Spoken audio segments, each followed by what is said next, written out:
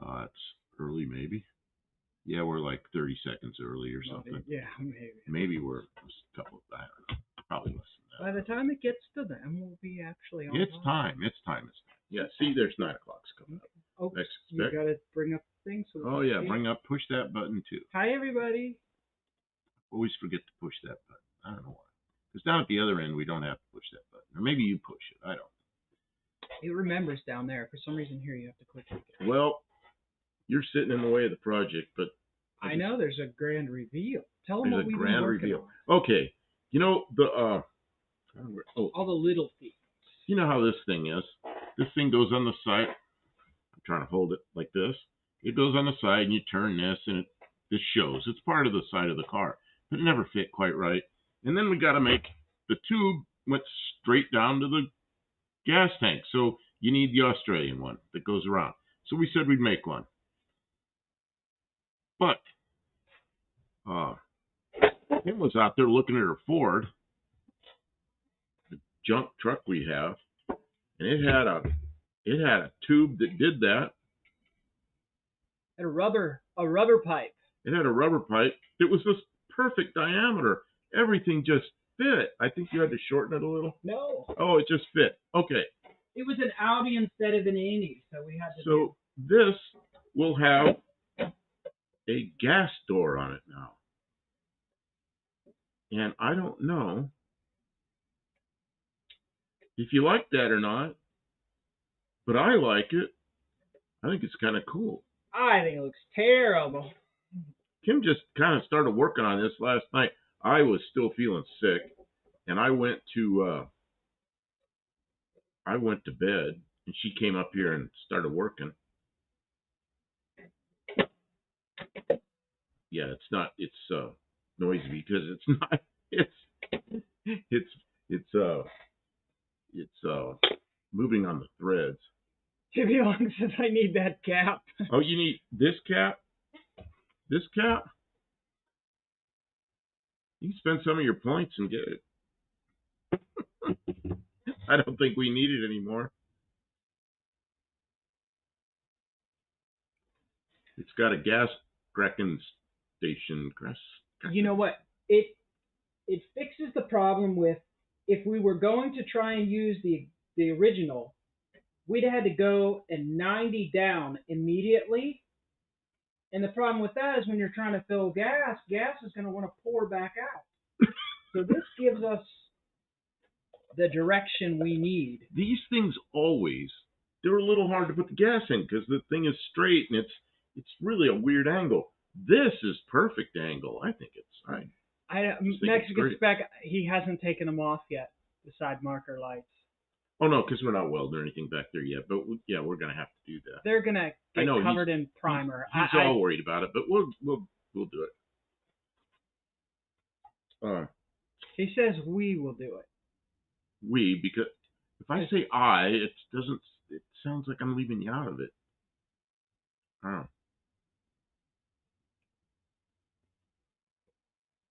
I have faith, but how many potatoes will it hold now without bending? Maybe only 1, 2, 3. So, before we go too far, are you going to say hi to everybody, or we're just saying hi to everybody?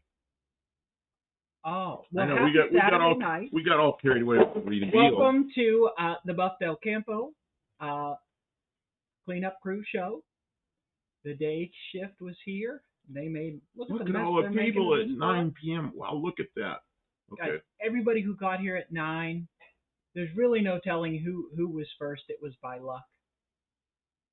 Well, look at that. Although it does look like it was Mexican spec. So Mexican spec, you get 4 points. The rest of you get 3. And that would be Buddy Carvana, Lester LeSabre, Hippie Long, Colby Queso, Faith Van Ark, Daniel Morrissey, the barber from. Where's he from? I can't think of the name of that town. Petaluma? Petaluma. The barber from Petaluma. DF Repair. Dougster. Have no fear, the Dougster is here. All those people on the hour. And Dean Stevenson. Did I ever say Dean Stevenson? That's amazing. All of y'all who are in your chat. Now I've scrolled back. All of you. You get the 3. Johnny C is here. Who else Tabo is is here? happy to Mark remain Sauvé. pointless. Good deal. Lean, burn, effing, whatever, Cordoba. And we've already put a little bit of short strand covering up the welds. And I was trying to convince him to wait until the start of the stream, but somehow we got our messages crossed. We got a little. He's like, up. okay, it's mixed up and ready, and I'm like, but the stream doesn't start for half an hour. He's like, well, I already put the hardener in it. It's like, well, we have to put it on right now. So you didn't get to see her put the short strand on. I did record. I did get it on the so thing. It'll be on the. You can watch it on the. There's going to be video. a lot of stuff on the videos coming up. So stuff that we don't, it happens slowly. You know what I mean? It's meticulous. This piece, that piece, that. We're doing piece, all little piece. detail stuff, which is not so exciting. No. It's not like cutting a top off or welding a top on or throw the engine in. It's like all this little annoying stuff. So we appreciate you being here, and it is encouraging for us to have the live stream to talk about what our plans are and work out some of the issues and listen to suggestions and get feedback from people. So we like doing it live, but honestly, it moves so slowly. It takes hours and hours to get through. Blake Harfan wants to do I have to claim points on my taxes? Okay, we don't get into politics too much here, but you know what? I'm going to state something that's political. We are going to declare Kim's points are tax-free. Yeah. That's the law now. So don't claim them on your taxes. I don't think there's don't never bring that up to the tax people because they'll put a line in there and you'll have to put points and they'll assign it a value. Right now they are tax-free. No cash value.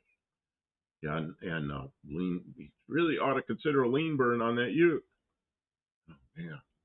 I said if I put anything. There was a lean burn for the Slant 6.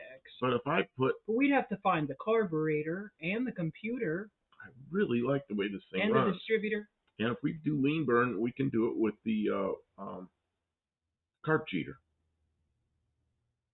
I think he wants lean burn, genuine Chrysler lean burn. I don't want all that. I don't know where we're going to get a genuine functional. You know what? Because people Chrysler lean burn threw them away, and that was 45 years ago. Yeah, where are you going to get that? I want a 45-year-old lean burn system that works. Good luck. All Slant 6s are lean burn. That's right. This one has the aluminum Super 6, the 2-barrel manifold with an adapter on it, and the only thing the adapter is the holes are about the same. The holes like this are about the same, but the bolt holes are different. So you can put a 2-barrel Holly or a 2-barrel Ford, what they call it thing, an Autolite. I don't remember the number of that carb, but it's got the Autolite one on there, and it works really well. What side does it lean? Hello, studio. Oh yeah, they lean. That's depends right. on which way you're looking at. That's right. Now that you mention it, you're all looking at the Slant 6s have lean burn. If you're looking at it from the front, if you're talking about the way it sits in the car. Yeah, and in Australia, it leans to the driver's side. Yeah, the lean burn systems were not really that terribly difficult or complicated. It was just, nobody knew, everybody was so intimidated by the new computerized stuff. It was the early 80s, and everybody was like, oh, and they just like, the first glimmer of trouble, they just ripped it off. Well, I remember they had going to the Chrysler dealer for what they call a clinic. Somebody from Chrysler would come in and invite everybody, all the mechanics in town, and go up there and listen to this guy talk, and it was several hours of lean burn. I remember maybe a few months, maybe a year before that, a guy that worked on Mercedes, we had a meeting, a bunch of mechanics, and he said, they're going to have, Mercedes is going to have 3 onboard computers, and that was the words, onboard computers, and everybody's going like, for what, We had no idea where that was going. Everybody was desperate to get rid of those computers. It was just like AI is now. The manufacturers were like, we're going to add computers. And everyone's like, no, no, please don't. And they were like, yeah, we're going to add free computers. And they were like, no, no, please. We don't want the computers. But it's going to make it cost more. Don't you want it to cost more? And people were like, no, no, we don't want it to. Well, And they were like, cool. we're going to do it. And we're like, please don't. And see, it's exactly the same thing as AI. Now you're hitting below the equator. Johnny said I was able to watch about half hour. Next time I will at least say hi. Mexican Spec says I was talking to like 10 people, but it said 18 were in there. That is super common, Mexican Spec. Honestly, like right now it says there's 23 people viewing, but there's only about 10 or maybe 15 people said hello already. That's a lot. Well, like on your live, Mexican Spec, I was like 40. I was really paying attention, and then sometimes I wasn't. I was listening to it all, but I was doing other things. So yeah, I wasn't sitting there typing. A lot of people show up to say hello, but then they'll listen for a while. They'll see if they're interested in the topic, or they'll get distracted, and you know, that's just the nature of the beast. I think that's actually kind of good. Like, I don't want people to feel bad if they come here and they only watch for a little while, or maybe they go and watch something else for a while, come back. I know on Tuesday nights that happens a lot. It's fine. So, what's anybody think of the gas tank or solution? Oh, I don't know that it's that big of a. Well, that thing's so dark you can't see it, but that's it's the thing. Yeah, it's invisible. That's a door. I'll sand it a little bit. I'm gonna take the door back off. Yeah, okay. So it's completely different than a Valiant, but I kind of like it because it's a door. It's more I like it because it makes the filler neck fit. What I should do is set up the camera too, so they can see how the filler neck works. That's the part that I intend to paint the car the same color it is. And the reason is because the underhood is that color, and yeah, that's that'll probably. Yeah, and I have that paint. For now, at least. Yeah, I have that paint. For now, at least, we'll see. We'll get it all in color. 4124. Good evening. Good step. We'll get some of this body work patched. Less of the Saber says it look better than the cap. That's what I think. Well, and it just kind of turned out that way because Kim went out there looking at that Ford. What was it, a Ranger? Well, yeah, we were trying to figure out how we were going to make all those bends. Show them the pipe you got underneath the. Oh yeah, this is the one that. And we realized that it was a divided tube. See, inside, this is what it looks like. So when you fill it up, the gas comes in down here, and the air goes back up the top. And when the gas gets up high enough, some fuel shoots up where the air normally does, and then up at this end, you can't see in there. I looked in there in a flashlight, but there's some holes there. That thing gets closer and closer to the top. So when that gas comes up there, it spits some gas on the filler, on the nozzle, and shuts it off. Now the one we put in there is a flexible tube, a rubber tube, but it's got a small diameter tube on the inside that the gas goes in, and a big tube on the outside that the air comes back up. And then when it starts getting full, fuel comes up the air part, and it shuts the nozzle off.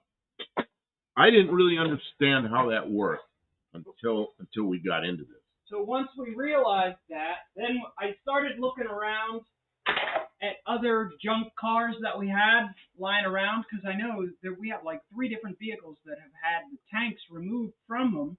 So I was looking at other filler necks to see what we could do. And the Ranger, it's already the right shape, sort of flat. Anyways, we arrived at this monstrosity that I'm going to show you in just a moment. I think Dean Stevenson wants us to make it electronic. Needs OBD2 flat controller. Oh. And 103-pin plug to fit the 5.2 torque EFI Magnum. But what do I know?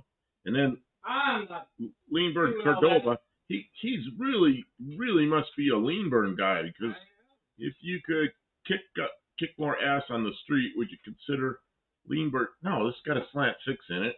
I mean, it goes okay, but it's not. A Leanburn is not going to make more horsepower. He's goofy. Yeah. I think he just likes Leanburn. He likes Leanburn because nobody else likes it, and that's what he's into, I guess. I don't know. Are you doing videos? Leanburn, are you doing videos on anything like your Leanburn systems? Because I'll watch them. Okay. Okay, you're gonna turn it on? I think you can turn this on and they can see. Oh yeah, I gotta swap the camera. Oh yeah, there you go. And then she was telling me about a bucket. She goes, so the Ford right here. She goes, the Ford has a bucket. She goes, it goes into a bucket. It goes in a bucket. I'm thinking now at the other end by the tank, and I'm thinking a bucket? No, it goes into a tank. Now I'm thinking there must be something down there called a bucket.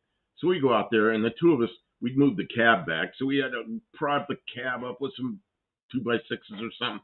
And then I looked under there, and then she's pointing. She goes, see the bucket? And I go, oh, that thing. And she's talking about this thing. Yeah, this part that welds on the back here, that tube comes out and down, and then it goes over this way, and I think we should be pretty close. Oh, I sighted across it. I think it's pretty good.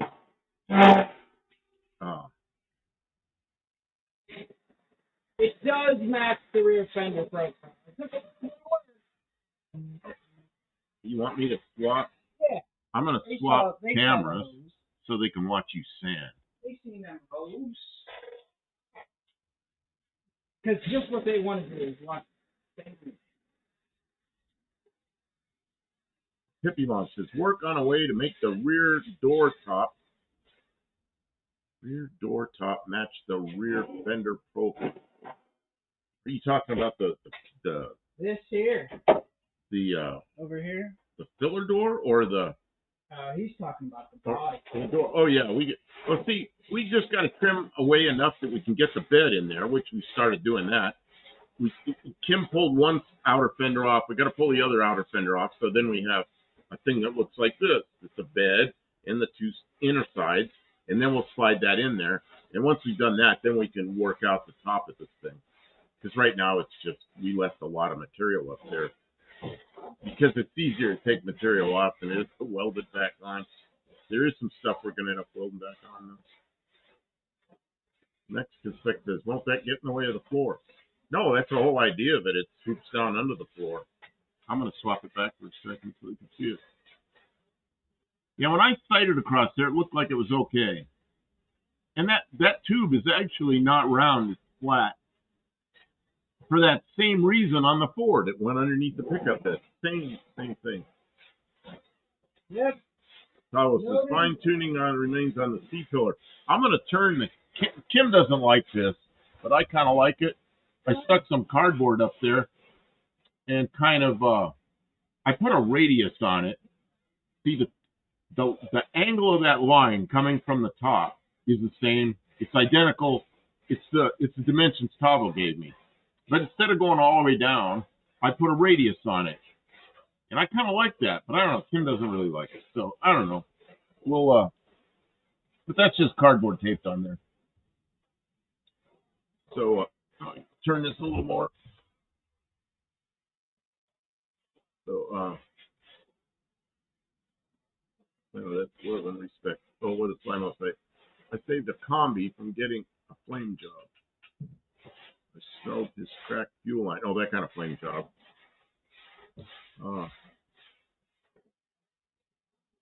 Trying to see, just pretend it's not their Mexican. They must have a way to conceal it. I'm not sure what he's talking about. What?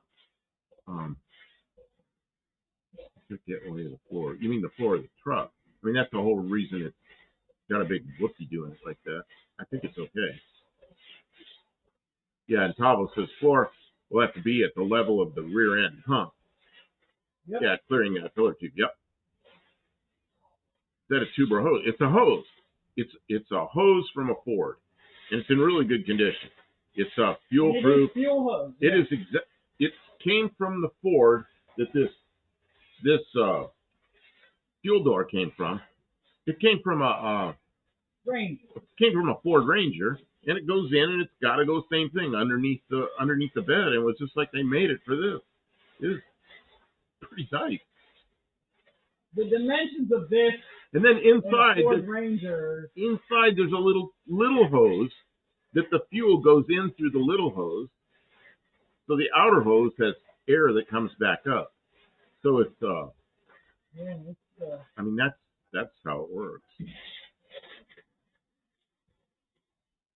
What are you guys using for a tailgate? We're gonna take the deck lid and cut it and make a tailgate out of it. We'll have to fabricate it. Potentially. We might also use parts of other things. Let's see, Mark Sauvé. I think the Ranger has a tiny hump where the filler hose is as well. It could. I don't know. We're using that bed, so if it does, it'll have the hump there. It might not be in the right place. Sand in place where you were. Sand in place in the place where you were. Now face north. That's from a song. Oh. Gearhead is doing the thing. Could you sell the deck lid and pay for the whole project? Well, I don't want to sell the deck lid. I'm going to use it. You could sell the deck. Then I got to buy another one. No. How much did we pay for the deck lid? $25. I paid 40. No more than 40. I think I paid $40 for the deck lid. And you overpaid. She thought I overpaid.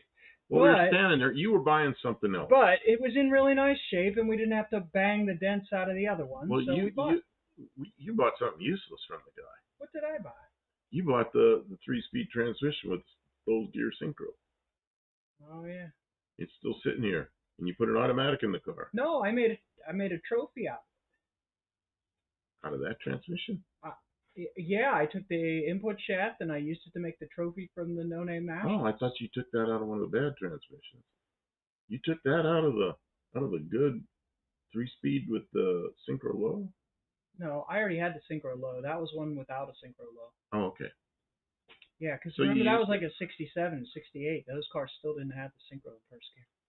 Oh, I thought he just had. Oh wait, Hippie had an idea. Remove top of rear hump. Remove spare tire holder. Put a 70s GM tank coming out the license plate so bed can be deep. You can't remove the rear hump. You can't remove the rear hump. That's where the rear end goes. It's structural. It's unibody. It does two things. It keeps the sides from going like this, and it's where the rear end goes. So if you remove that, you're gonna have to make a front drive or something. Where the hell is the rear end gonna go? And that's what the shocks bolt to and all that. You know? Yeah, the shocks bolt to it. There's you create a lot of engineering, and the thing of it is the original, you know, the car that Chrysler built, the Ute that they actually built. The bed is just high, right over the top of that hump. But they didn't do anything with it either. It's not a real deep bed. And then there's a kind of a thing that comes up here on the Ute, which is what I had showed back there on my cardboard piece. See, that goes back there like that. There's kind of I don't know what you call it. Sail panel comes all the way back to here. Oops, I moved it too far. I took him out of the picture. Maybe you moved that. So there's a plan to graft the rear of the trunk lid of the Ranger tailgate. Nah, I don't think so because we've got I want to save this bumper. I might consider that, but I think we'll end up with some fabrication back there. There's going to be a lot of fabrication to have a practical working tailgate. So we haven't decided. We're gonna wing it till we get there. Greenberg says it would be cool to swap a front drive system from a late model Mopar into. No. It would be funny, but we're already using two vehicles to make one. So if we were switching it out to a front drive, then we'd be cutting up 3 vehicles to make one. If I do anything with a front drive, it's put a transmission hump in it, make it a rear drive. I don't know. Front driver's okay, I guess. You know, if I ever got a front driver to build, I'd want to get in 2 of them. I'd get both engines and transmissions. I'd put one of them in the back and leave the one up front. It'd be twin engine 4-wheel drive. Man, would that be fun. In fact, if you made one go one way and one go the other way, you could do burnouts like in opposite directions. The car just sits still. You're giving away our ideas. Giving away ideas. Giving them away. Pop a Reliant K 2.5 liter subframe in there. Man, you're extreme. I think that's a great idea for you. Who's going to do that? Leanburn says he's going to do it. I'll watch that. I'll watch that. Yeah, do that, That's Joe. absolutely. Do that. I'll watch watch it. that when you do it. You and Red Green can do it out of your Reliant. Okay, so Mark Sobe says, what I mean is use the inside of the Ranger tailgate, make it fit, and weld it. I understand what you mean. Oh, no, I agree. And I've looked at it, and it kind of makes sense. The only problem is I don't know that the Ranger tailgate will fit between the tail lights. Well, So now we're going to have to make a different tail light setup. And it's taller. It's way taller, but we could still use the hinge portions. But it would be, well, it would be up higher than the bumper because the bed is so high. I mean, I don't know. That might be an idea. We're going to look at it. We'll look at it. But I am not going to guarantee it. What's Zonda? Hello.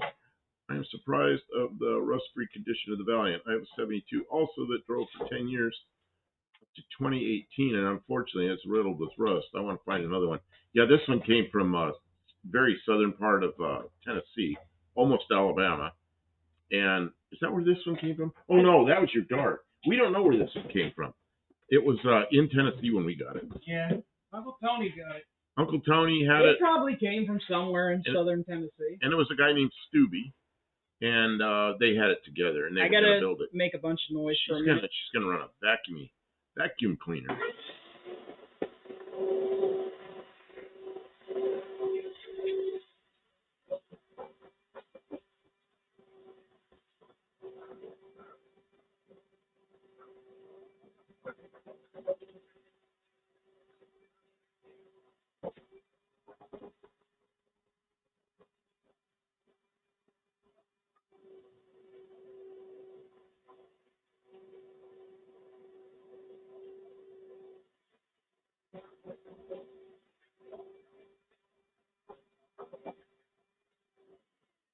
Time for not short strings.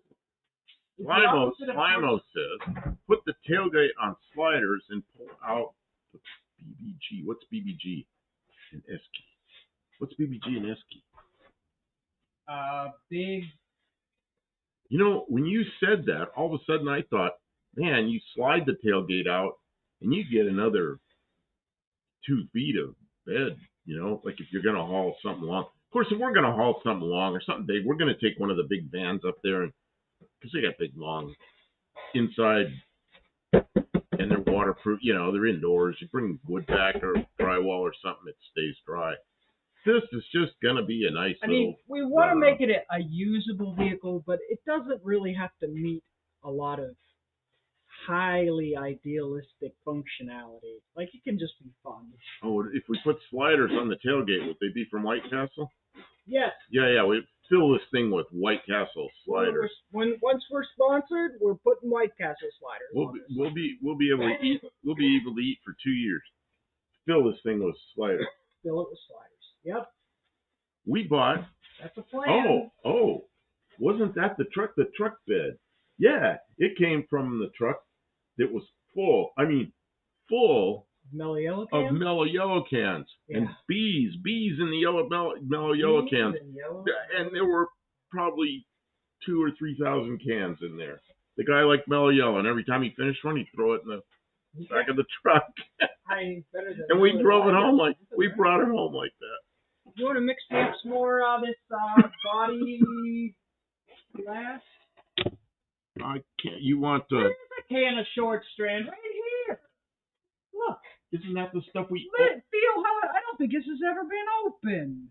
Bondo glass. Well, isn't this the one we short opened? Strand filler. Isn't this the one we? Oh no, I threw that one away.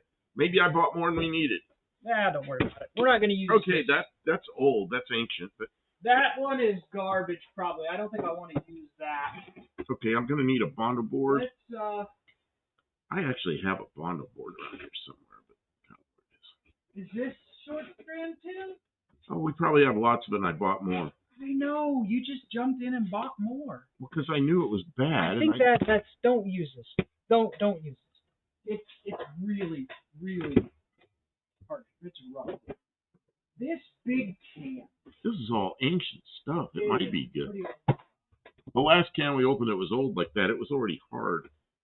Yeah, this is pretty nasty. This is almost hard. Try this. Try this. I know it's a big can. I don't want to set it on your move. Go ahead and move your. There's a lot of stuff here. I know. A lot of stuff here. Okay, I'm not reading the chat because I'm messing around with this shit. Hey, Mo Parquet's Mo here. Parquet, how you doing? Welcome in. Hey, Mo Parquet, we just put Ford parts on a Mopar, but I think it's an improvement. See that? Instead of this kind of filler, sticking out the side of the car, It goes it's down. gonna have a door. Yeah, see, it's got the door like a regular. Like a regular Ford. Like Ford's had since 1950. Yeah. Well, I don't know, maybe the Falcons didn't or something. It But came off of a pickup truck. The same pickup truck that we're getting. we did Same it. pickup truck that I got the 2.9 liter engine for my Bronco out of. That's why I bought it, and then we started making plans for all the other pieces. You know, whatever you paid for that truck, it was a deal because we're using a lot of pieces on it. Well, I paid the value of a running motor, and I knew it was a running motor, and it has shown us that it is a running motor. So This is ugly. that hard? No, it's just separated. It's gonna take me a little time. That's the same Bondo I used on the van. This is your Bondo from somewhere? Do you want a stiffer stick? No, this is pretty good, but this stuff is really, really separated. Well, I'll get it. Mark, it was the clamshell GM design and the Caprice. What are they talking about? I remember those things. I don't know. Beanbird says, House of Color would look nice on that same color, but with pearl coat candy. Yeah, I mean, that shouldn't cost too much. Couple $1,000 worth of materials. I can't wait to see you paint that on our car. Once we're done doing the modification conversion, we will sell it to you for a very, very fair price, and then we will watch as you get it painted. I did a Buick Century, and I primer grade. Here, you want me to mix? Oh, I'm just trying to talk with my hands. I primer grade it. Well, no, I mean you can read and talk. You're kind of the. I know, but I don't do much personality work, anyways. and then everybody said you make him do all the work. No. So I give you permission to chat. So, what the hell was I talking about? That distracted the crap out of you. Anyway, I took a Buick Century, I primer graded, and then I started putting clear over it with House of Colors flake in it. So the background underneath was gray, and I put like a multicolored flake on it, and then I clear coated the shit out of it. Took 19 coats of clear, and man, that car looked great. The problem with it was when I sold the car, I couldn't get the money out of it that I had in just the clear coat, much less the House of Colors flake and all that. It was, I guess it looks okay. You do that kind of work when for I yourself. when I drove that thing around, I think people laughed at it because you drive down the street and it was like the reflection and the brightness and it was crazy looking car. And the kid that bought it liked it, but he didn't have a lot of money and nobody else wanted it. I had to get rid of it. Then I find out like who's watching my brother. What is this? Okay, so I seen that he couldn't. Okay, I missed something. Going back to see my grandpa. He's clearly sickly and okay. Gearhead. RAOK from Kim.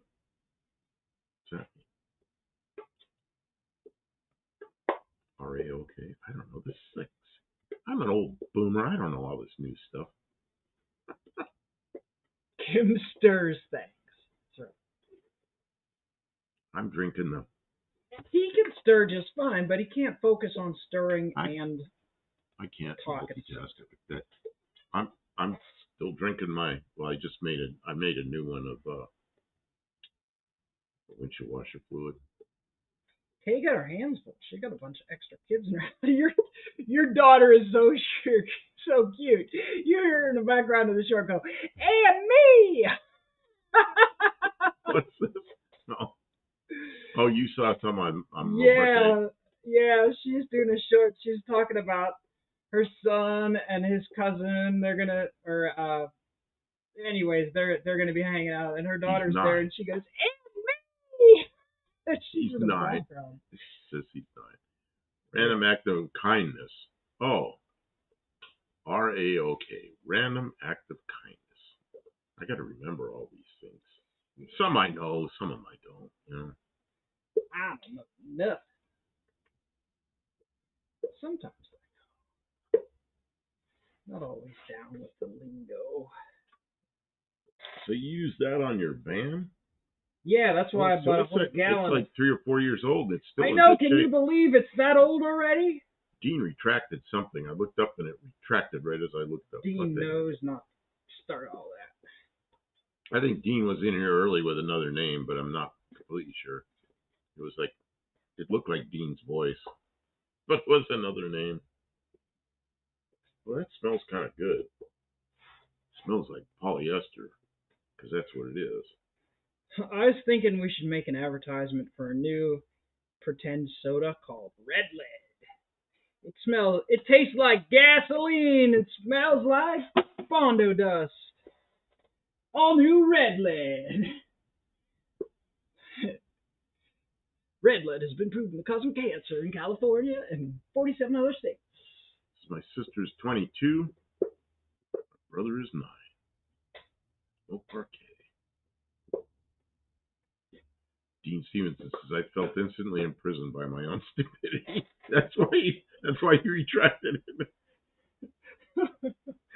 That's how it goes. Here's what I am thinking. If each subscriber gave a certain amount of cash, maybe we could raise enough cash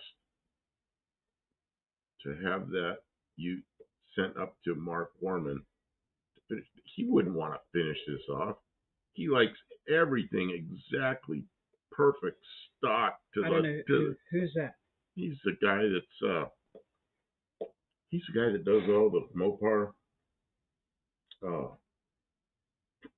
Is he like the graveyard cars guy? Yeah, graveyard cars. That is who it is. Yeah, he would never touch this. He would throw us out of the state. Yeah, you'd hurt that man. No, we're in a different league than that guy, and I'm okay with them. I recognize. Can I have that walkie-talkie? No, the wooden stick. Sell it right next to Liquid Death, right? So, the real taste of hot rods, new Red Lead. It's got caffeine and high octane. Mopar case says enough about me. I came to see the project. I finally caught up. Well, you saw what we were doing. Okay, you saw what we were doing. I've seen Mark. Real body men always add reducer. Well, you know what? This is pretty... We opened up the can of reducer. This is pretty juicy. We opened up the can of reducer 2 days ago, and it was hard. It set in the can. It had never been opened. We opened the original factory seal, and it was hard in the can. He says he does custom work. If it means something, you remember, he's about making people happy and feeling their youth. He is, but we're talking about the same guy, aren't we? What'd you say? Graveyard cars? It's confusing to those who don't understand my dad and a younger girlfriend. Yeah, that happens. This is Kim and Buff Project. which the actual doing and satisfaction result is the key. Mrs. Ecstasy, older brother is 77. Wow. So the thing of this is, right, is I wouldn't want to give this to someone else to do because I want to do it. The part that I like is to do it. I'm not a hey, build this for me kind of person. I want to. I want to. If we, if What are you going to do? Put that on a magazine? Yeah. What magazine is it? It's just the college propaganda. Austin P. State University. Okay, so I will massage this a little bit because you know Careful, this. it's going to leak out the side. Oh, it comes out the side. Yeah. I didn't know this came out the side. I better not touch this. You know more about this bottle than I do. Yep. They never give you quite enough cream hardener with stuff. That's just because you always add too much. They're really. Where's put the lid on that? They want you to go buy more. We're both going to be freaking high.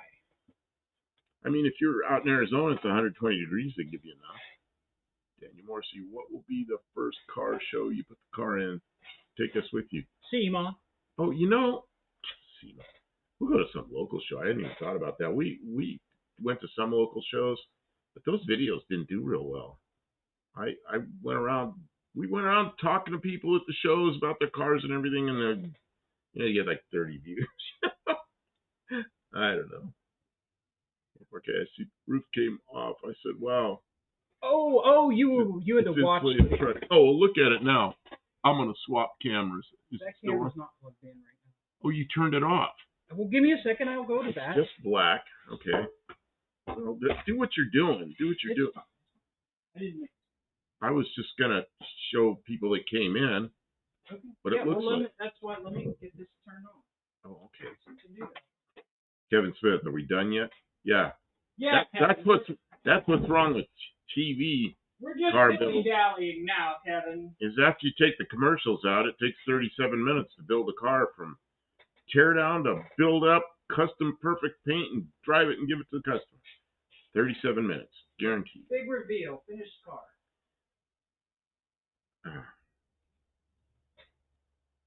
So now Kim stopped, and she's doing that. But that's okay. I didn't know it was a big old thing. I thought I just had to click a button here. But I didn't know you'd already undid it there. See if it'll work now.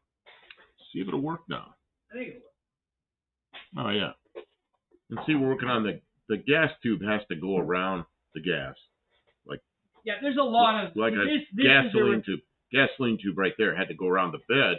We pulled that out of a Ford truck, and it was made to do that. It's pretty cool.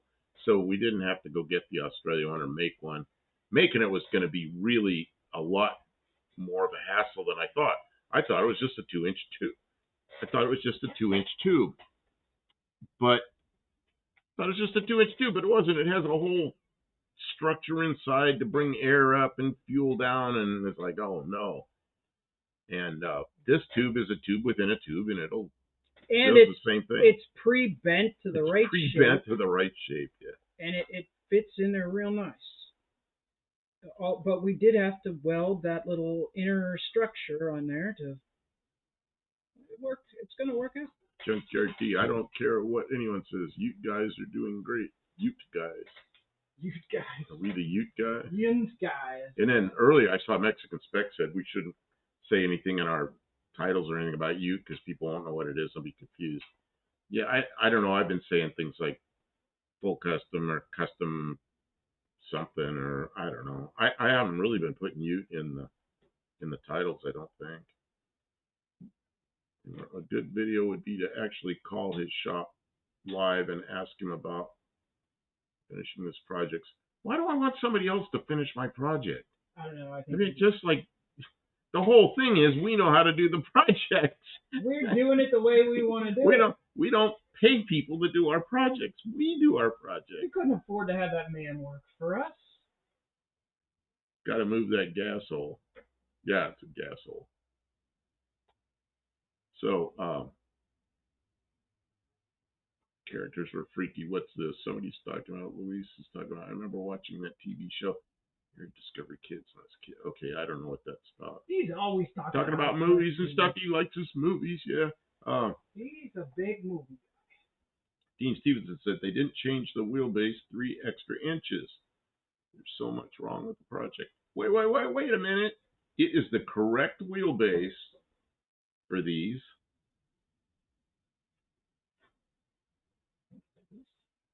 I know it is because I measured it, and I measured. Tavo sent me all the dimensions of his, and it's the same. What year is the Valiant? It's a 72. Where's the give me the thing? No, the thing for smearing. The smearer. Thank you, the smearer. Yep. She wants the smearer. Give me the smearer. The smearer enough. Dean Stevenson says Updale Campo sounds like he's been utilized. Yeah, it's just a fun project, you know. Mostly I am concerned about that you being numbers matching. Yeah. Do a fender tag breakdown video on this car. Oh, man. Yeah, you know what? I watched his daughter try to learn this stuff. Of course, he is knowledgeable down to the tiniest detail, and she is overwhelmed by it, but she's trying. Let's see, what's the plan there anyway? Putting a gas flat. Oh, yeah, well, what we did was, yeah, Kim just did this last night. Here's the door with the little, with the little thumb thing right here. And got the whole mechanism and everything. It's the whole, as she calls it, a bucket that the gas thing is in, that the filler is in. And the reason we did it is because that thing is tilted down a lot. And it came from a Ford pickup where the hose went down underneath the pickup. Is the right diameter. Everything was right. It just went in, you know. But we had to Kevin Smith says gas hole ruins the look. Well, listen. You know what ruins the look was this stupid thing that didn't fit very well. It stuck out the thickness of the side of the cap. It was just because this isn't the original cap. I have another one that's not the original. They're different, but neither of them fit well. It solved a practical problem. It solved the problem. I think it'll fit. That we'll be able to add gas. It'll shut the pump off automatically like an original thing would. And like when you put the gas nozzle in, it's already aiming down. You know how old Mopars are a pain in the butt like that. They don't keep shutting the gas off. And then we needed to make a new filler hose because Oh, this thing. Because it goes straight across the trunk. But when you try and put a bed in there, this is in the way. So now this thing is not in the way. But Perfect. Kim did this last night while I was feeling kind of sick. Well, last time we were here, 2 days ago, I was feeling kind of sick. Well, and I went home afterwards, and I was asleep in minutes. And then yesterday, the same thing kind of happened. And today, I feel a lot better. Oh, so, and you were watching what's going on with shipping. Oh, yeah, I was watching what's going on with shipping because they got a big fire down in the L.A. port of Los Angeles. And now they moved that ship out away from the port. It's anchored out away from the port. He likes what's going on with shipping. That guy knows. And it's and they're trying to keep that ship cool and trying to get the fire out. And, you know, it's a 1,100-foot long ship. So anyway, I was watching that guy live. That was kind of interesting. Kevin Smith says, I call for Wimbledon white. No, it's going to be this color. Because Chrysler products, the inside of the engine compartment is the color of the car. And I don't want to pull the engine and have to sand all that, change that. The door jam's already this color. We'll just do it this color. Color change ain't in the budget. We already have paint. Yep, we have paint. We don't spend a lot of money on these projects. Well, that's the other thing. Later, maybe later, but right now we're doing a conversion. We're not doing a repaint. We're going to have to touch up large portions of the car. We could paint it again next year. Yeah, this is a big enough project without changing. For YouTube, you have to have a beginning middle, and an end, or else people get upset. The beginning is cutting it off. The middle is working out all this little stuff, the wiring changes, the technical changes, installing the bed, and wrapping it all up. That's the end. And then we drive it. Then if we want to make other changes, put a different motor in it, paint it a different color, that's a whole nother project down the line. Because honestly, by the end of this project, Project Gloat is a thing. By the end of this project, you'll all hate it. You won't ever want to see another video about this car ever again. You want to go on to the next thing. Or not all of you, but all but two of you. We'll never want to see another video about this stupid car ever again. We'll chop a top, or we'll take a Corvette and put the divider in the window or something. We can't afford a Corvette, but we'll do another project. Junkyard D wants the CUDA or Charger pop top gas tank. That would have been neat, but we didn't have one of them. Gearheads is pretty much they have Utes in Australia made by Holden. Yeah, Holden. They have. See, Ute isn't really the name of the thing. Ute is just like that's what they call them, like a utility vehicle. This is actually called a Wayfarer in Australia is the name on the car, and I don't know what the Holden ones were called. Silver like a DeLorean. DeLoreans are made of stainless steel. That's the color of the bare metal. Kevin says, I got a gallon of new Caterpillar yellow. We got it. That's kind of what's the color of your... The case. Oh, the case. It's case yellow. Yeah, case skid loader, or case tractor yellow. Yeah, we got some of that. It'll be okay. We have lots of things to fart around with. I'm going to let this harden, and I'm going to work on something else for a while. Okay. If you let that get just to the point where it's set up, you can take some 80 and go over it, and it'll knock it off so quickly. I mean, it'll knock down to the point where you can do it with a filler primer afterwards. It'll be good enough as long as it's straight. And if you let it harden, you'll be sanding it for an hour. Mm-hmm. This is which one I was across. Okay, look like the color. Oh, the color of this car. The original color is, well, this is terrible looking because somebody painted it, did a terrible job. But right here, that's the color of the car, and it's kind of, it's 54 years old, so it's not shiny anymore. But And if you need to plug the gas tank on an old Mopar, we can take the fuel hose out. A 2-inch ball with some tape wrapped around it, and jam right in there and seal it up for the night. When we pulled that thing out, we had pumped some gas from another vehicle into this one, just with a little 5/16 fuel line. It was going for a while. I was watching the gas gauge come up. I was sitting in it. Kim was waiting for the gas to go on. I said, okay, it's up to about almost 3/4.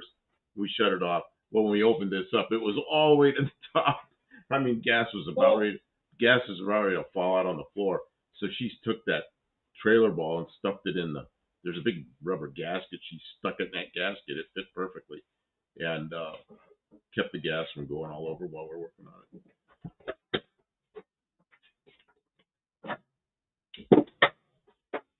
But part of it is I kind of want it to look like just a factory Valiant, only it'll be a pickup.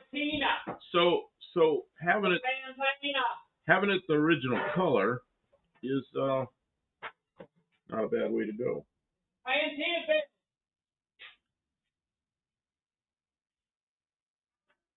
Kim, you could probably sand this right now. Right now is the time perfect.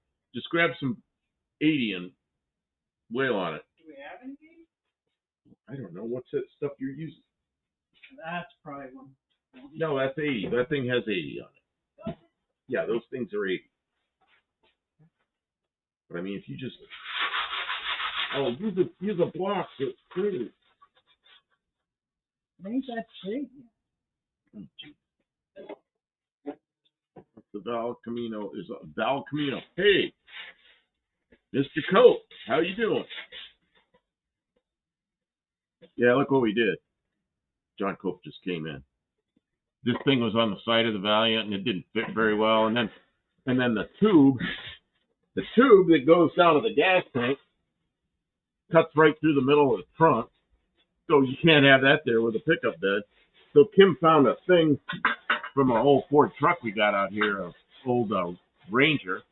Here, you can switch the other camera, and you can It's see. got the there, you can see the inner. It's got that thing, and now that tube, which was meant to go around the pickup bed, goes around the pickup bed, and it'll have this gas door with the little thumb hole thing. I think it's going to look pretty good, and it solved the problem. You know, solved the problem of going around the. Oh, can I see emails out here? I can, but it takes me. It's not instant like it is in the house.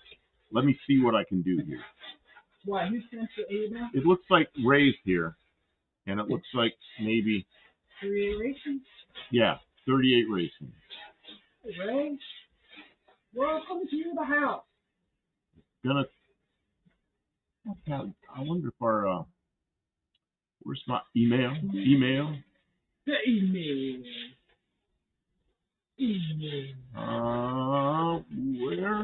Where is it? I thought I had it here. Oh, here it is. I thought I had a shortcut to that. Oh, here we are. He's sending pictures of something. Oh, look at this. Somebody did this with a B-body, and they brought the back window. Of course, it's a different seat filler. I'm going to try to bring this up on the.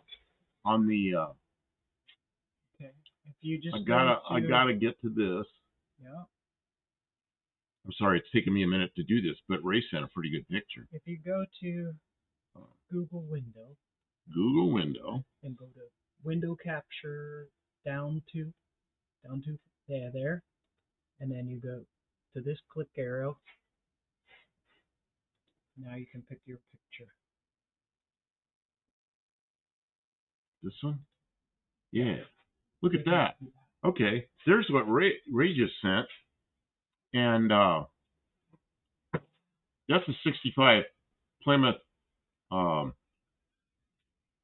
Belvedere or Satellite, one or the other, and it's a 2-door, and they moved the C-pillars forward. Those C-pillars look pretty good on that. That's a better looking C-pillar than what we have. That's sort of interesting.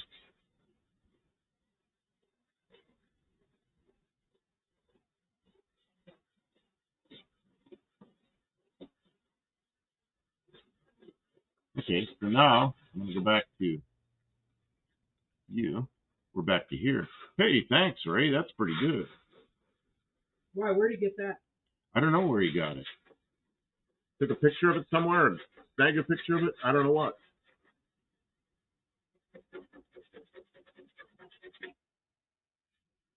Oh, he thinks it's a 64? Nope, it's a 65. I'll show you a 65. Let's see, where is it?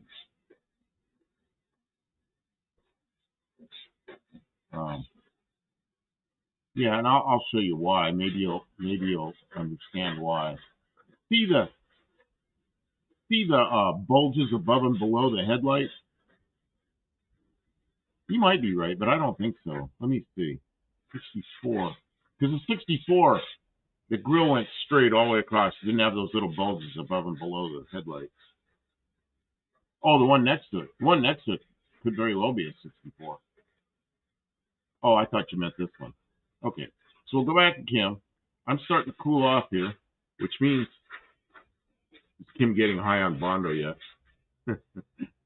I'm gonna go over to the wood stove, see what's going on.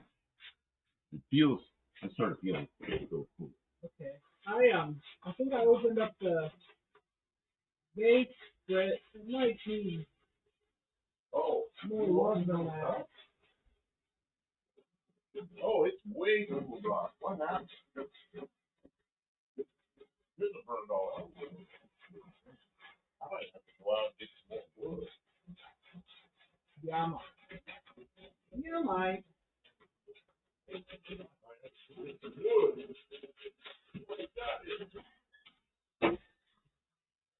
Oh no.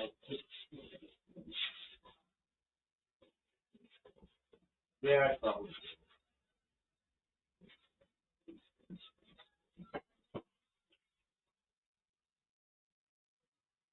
Everybody's gonna have to. While I go.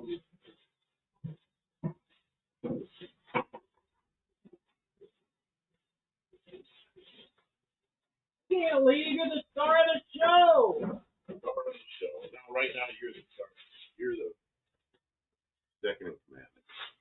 I need to go. I'm taking my flashlight, and I'm gonna go.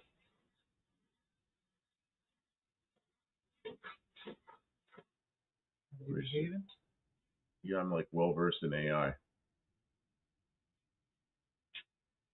Buff, do the rear windows fit the front doors?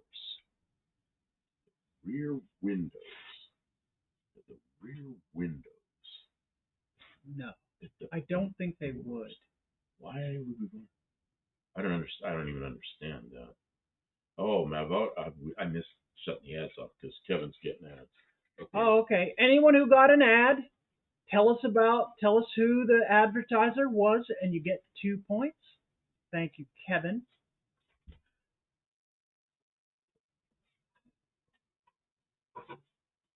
Gordon Murray S1 LM sold for $20 million. Well, I don't even know what that is, but that's a lot of money.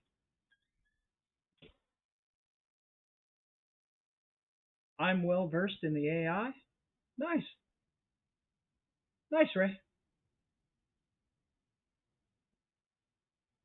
Bondo del Campo.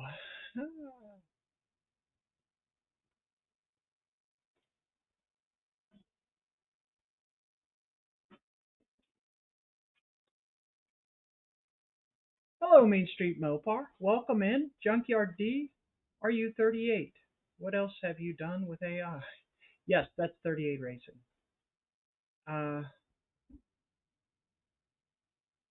Olive got an Aaron's rent to own? Okay. McLaren, no car is worth that? I mean, it's not a car at that point.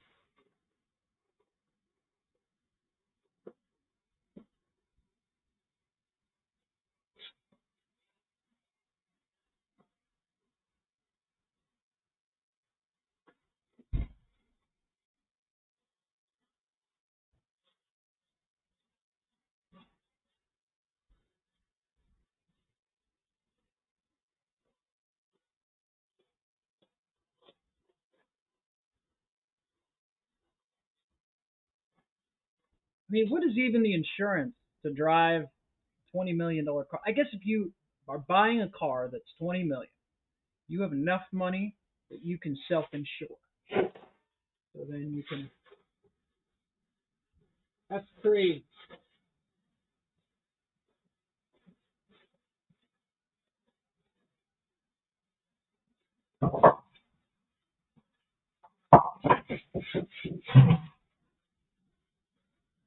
Numbers like that on each $20 million.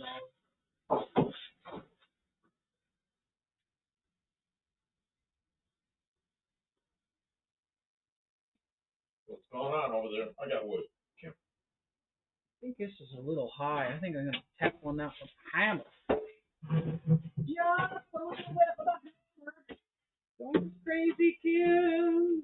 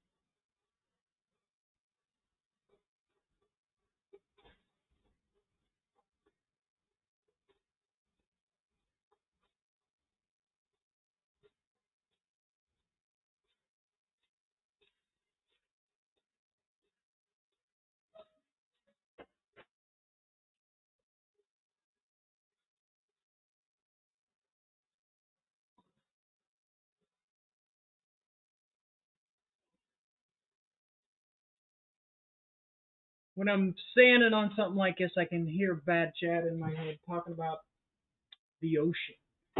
Oh, yeah. Yeah, he always compares doing the Bondo to the.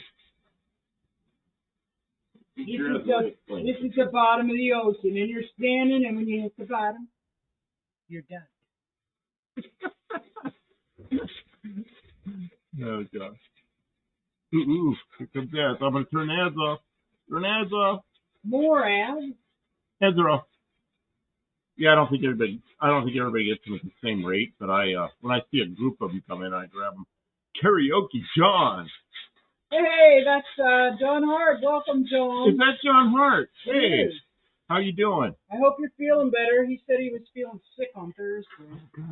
Oh, God. Thanks for stopping in and saying hello. Greenberg says they ought to have Gordon Ramsay on the show and review the youth. Well, he reviews stuff that people cook and make it terrible. This is disgusting. Why would you have this? Look at this. Would you serve this to someone? Serve. We would serve. Or maybe we wouldn't. No.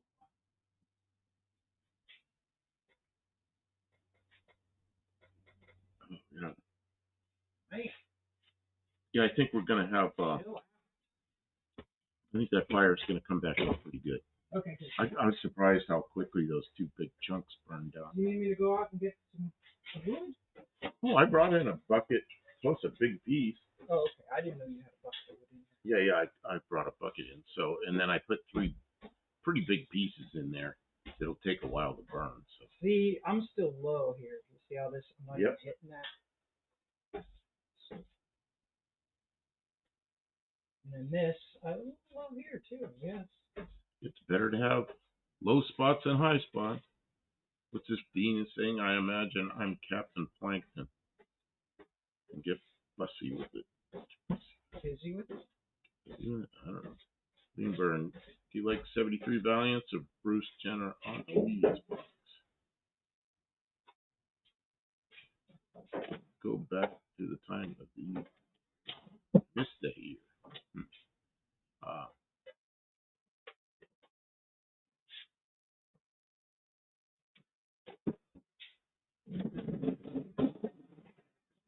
Don't get me wrong, I love looking at beautiful cars and builds. Hold on. You can't really drive it. That's right.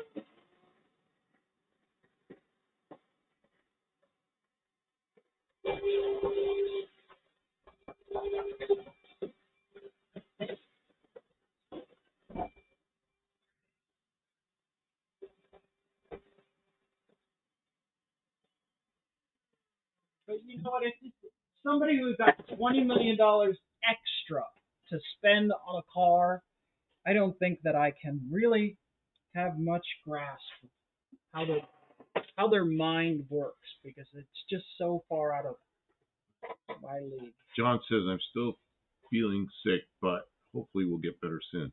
I was kind of sick for 2 days. I didn't realize how sick I was until I couldn't stay awake. Got in bed and was out. Last night, Kim turned my radio on. I stuck in bed next to me. And at some point, she was up here cutting with the zip cut with the angle grinder or something. Yeah, I was cutting out this. With the angle grinder, and she somehow pushed the button on her radio. Man, I heard this horrible noise. Rude awakening. I woke me right up. So I call her, and she doesn't answer. And I'm like, I'm gonna get up and go up there, put on my shoes, and go up to the shop to see if she's okay. And then she answered. Yeah, it's just she had the open mic problem. What's Lean Burn say? Somebody saying, funny, Lean, if you paid $20 million for a '77 Dodge Camper, you wouldn't drive it either. That's right. Well, who did that? Somebody bought a McLaren for $20 million. Oh, jeez. And we were saying, you know, like, that's not even a car. Somebody said if you can't drive it, you got to drive it to enjoy it, something like that. Yeah, my my Zephyr, the said sled, that thing is it's not fast at all. I mean, you gotta push the gas almost all the way to the floor to go up hills and everything. But you know what? I enjoy driving it. It keeps up with traffic just fine. It keeps up with traffic just fine. I got to go to No Name I National. drove it all the way to No Name National. Drove it, not towed it, not. And I go out there now that we've got the choke. I went out there early this morning, and I choked it, started it right up. First crank, it started up, and eased the choke in, and I was sitting there messing with my CB radio. And I like doing that. So you're enjoying, And Kim will wake up. She goes, "Where'd you go?" I said, "Well, I went out there sitting in my car, sitting there with the heat on, listening to my CB radio." Man. I know. When I get old enough that I can't drive, which I'm kind of worried I'm getting close to that, I'm going to be able to go out there and start my car and mess with my CB. Oh, man. I'll let you. 20 million for cars is nuts. I mean, it's not even a real number at that point. Okay, I got a grind, but it's just a tiny little weld right here. It's a grind.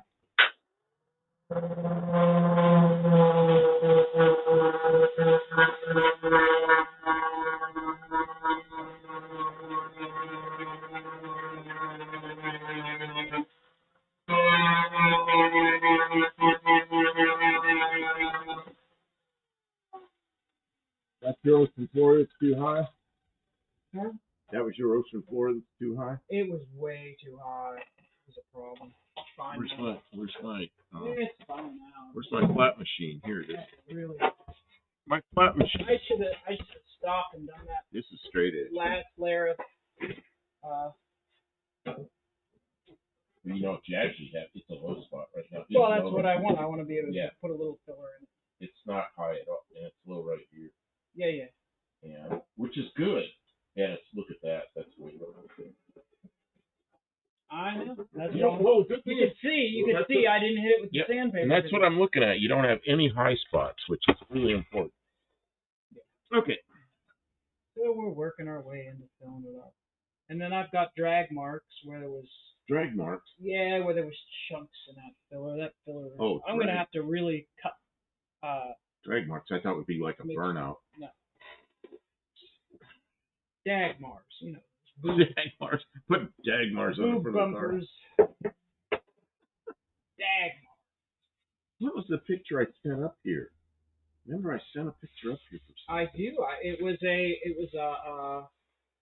was the version of this car that had the thing that we didn't like.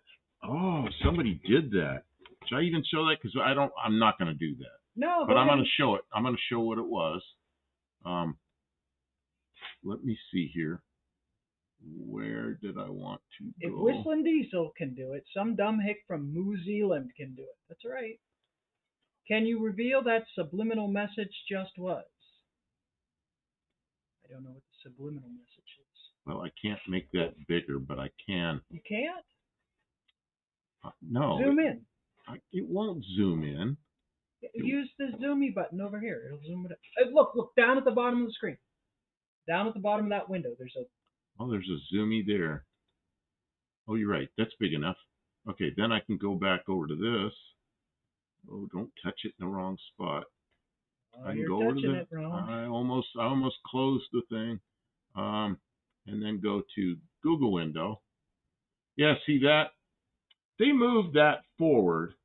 That's not a pickup. I don't know what they were thinking. Make a two-seater? I have no idea what they were doing. But I don't think that looks real good. And that's kind of how this Valiant would look if you had that little triangle window and the window run forward. I don't know. I just don't think that looks good. I kind of like the way the real Utes look, the Wayfarer. I should call it what it is, a Wayfarer. The mud needs to go about 5 times further than it currently is. Yeah, you're probably right. She's putting on a little at a time. It's okay. Hey, Grease Monkey's here. How you doing? If I were a body man, I I surely wouldn't be wearing these underwear. Lee Martin says you need to prime it and guide code it several times. Maybe you can have Will from Graveyard Cars on the live stream. We will. Why? I'm sure he's gonna come. Do you know him? Does he So- want to come down here? so- Has he been talking about how he wants to work on ratty old hillbilly Mopars? I know how to do guide. We're not nowhere near doing guide code yet, because when I run across it with this, a straight edge, and I see low spots, you gotta get to that point before your guide code, you know. Let's see. That needs to go 5 times farther than it currently is. Yes, yeah. I like Cordoba's vanilla wafer. Tim Allen clearly had too much dollars. He didn't even know what year his electric hot rod is. He called it a 32 and it's a 34. Tim Allen did that? Because I thought Tim Allen did cars for a while. Should have just bought a Falcon Ranchero instead of that. Yeah, that's kind of, I don't know what they were doing. You know what, when I first looked at that Falcon, my first reaction to that right there is that they were making a business coupe, because it still got the trunk. And you know what the business coupes were like back in the late 40s and early 50s? They shortened the top way up on them, made a long trunk, and there was no seat in the back. There was like a shelf. And it was one for a businessman to go around and with his samples and everything. That was the idea behind it. But people like the business coupes. And I kind of think that's what it was, but I'm not sure. I really don't know. Jimmy Hoffa, a combination escape line. Yeah, whatever happened to him? Wafer. It's a vanilla wafer. Called the vanilla. A Wayfarer. I see. It's a wafer. Like a vanilla wafer. Yeah. Can I have the little the spatula, the wooden spatula, the paint stirrer? This guy? Yeah. I figured out. I need to make myself a ridge that I can then knock off with the thing.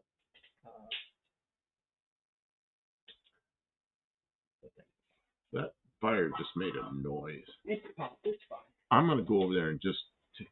Okay, he says, I don't care for the quarter window either, but the rest ain't bad. Yeah, I think... Does that look like a later model? Like the business coupes kind of ended about 53, I think. I don't think there are many business coupes after 53 or maybe 54. But it kind of looks like somebody made a newer business coupe or a later model business coupe.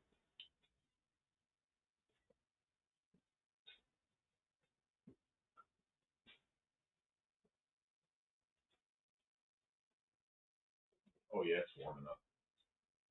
Come on, take a break for a second. Okay. I'll talk to people. I'll be there like a minute. I'll talk to people for a minute. As soon as I find my... Guys, I gotta find a little thing.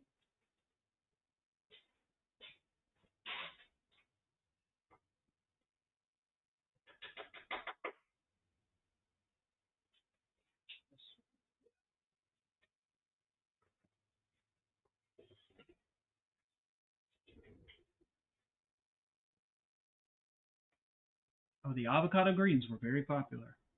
It was a slant 6, yeah, most of them were. Run 9 stock. No, not a slant 6.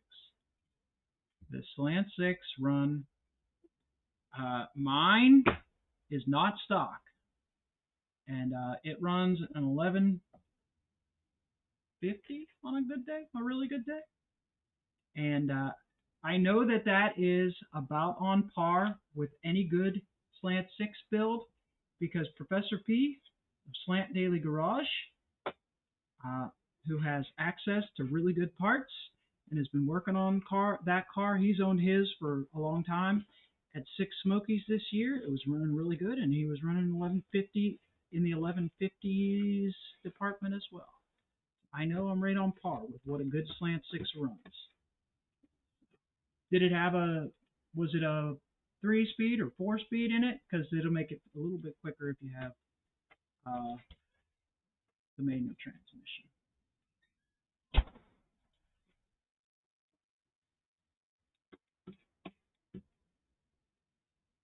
9.25, not an eighth mile. What's this? A stock slant 6 in good running condition will not run any faster than the 17s in the quarter mile. More like 18s or even 19s if it's in a later bodied vehicle because they got heavier and slower.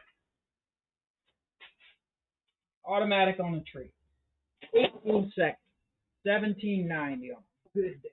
That's what my Z split is. Automatic on the tree. He's saying that his friend had a slant 6 that ran, a stock slant 6 that ran 9s in the quarter mile. He's full of who? What were they pushing it with? Right. Got a rocket engine on. What are you gonna do for NHRA tech on the U? NHRA tech. Nothing, because we don't do anything with NHRA.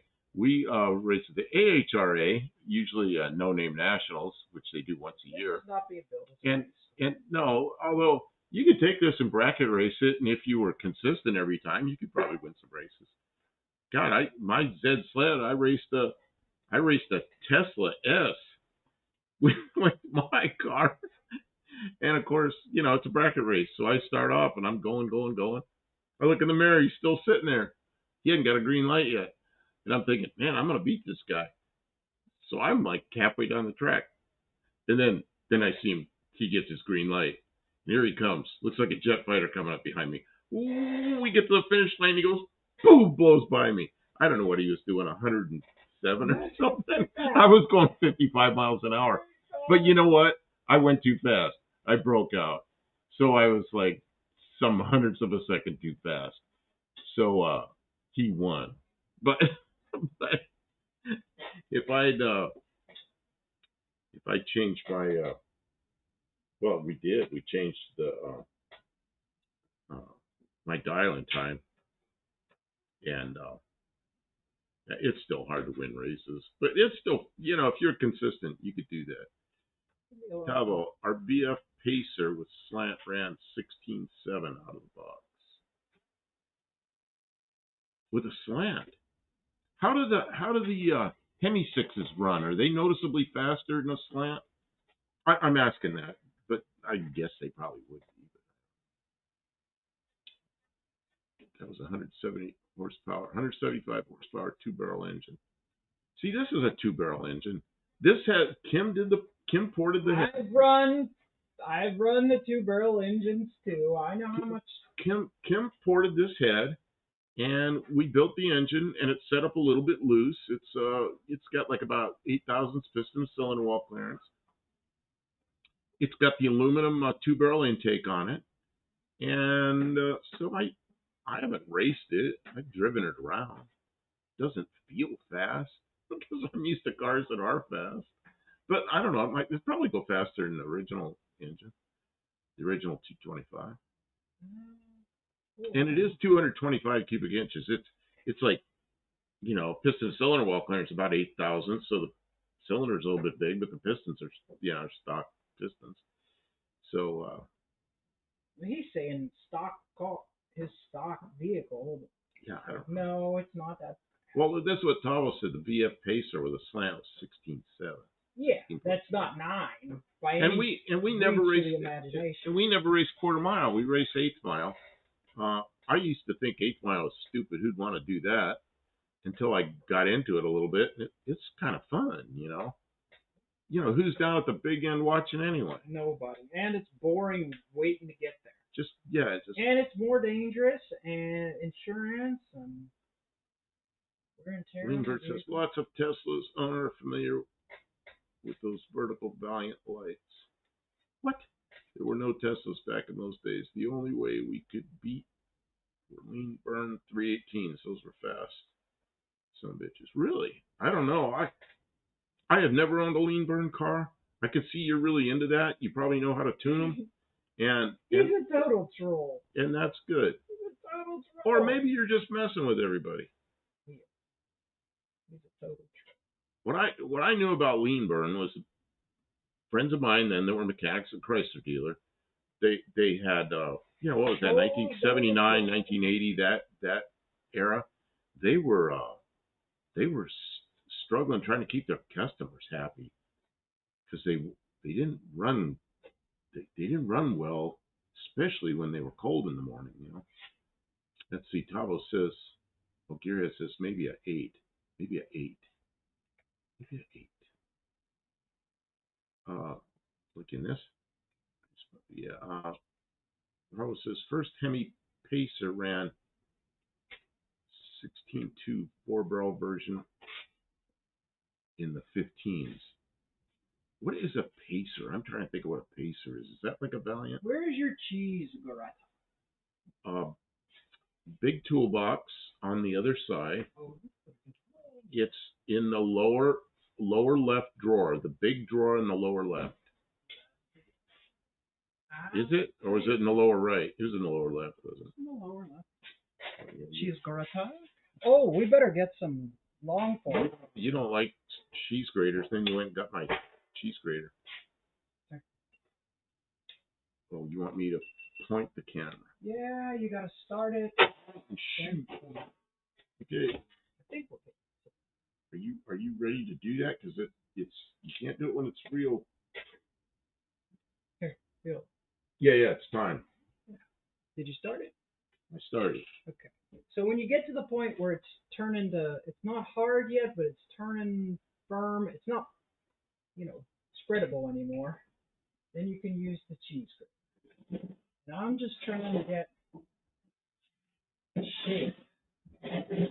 I'm pushing up here because I got a low spot. Right. Got a low spot.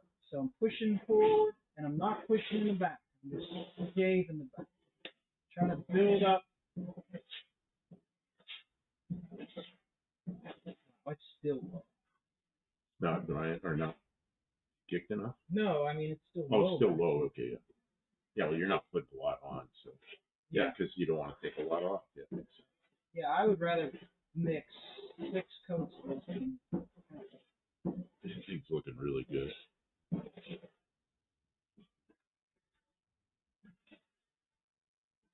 I can't believe you did that.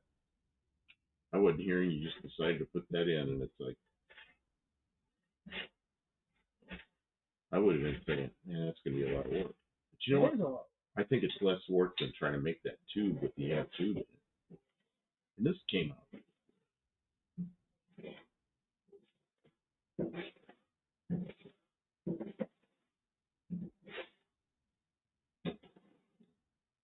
Okay, while we're doing this, I am. Are you watching? I'm going to tell everybody I'm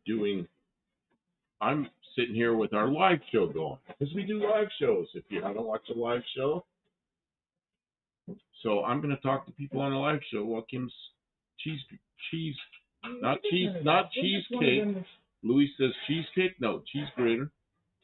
Pacers are slightly tricked up. 6-cylinder Valiant sedan with stripes, the all-important stripes.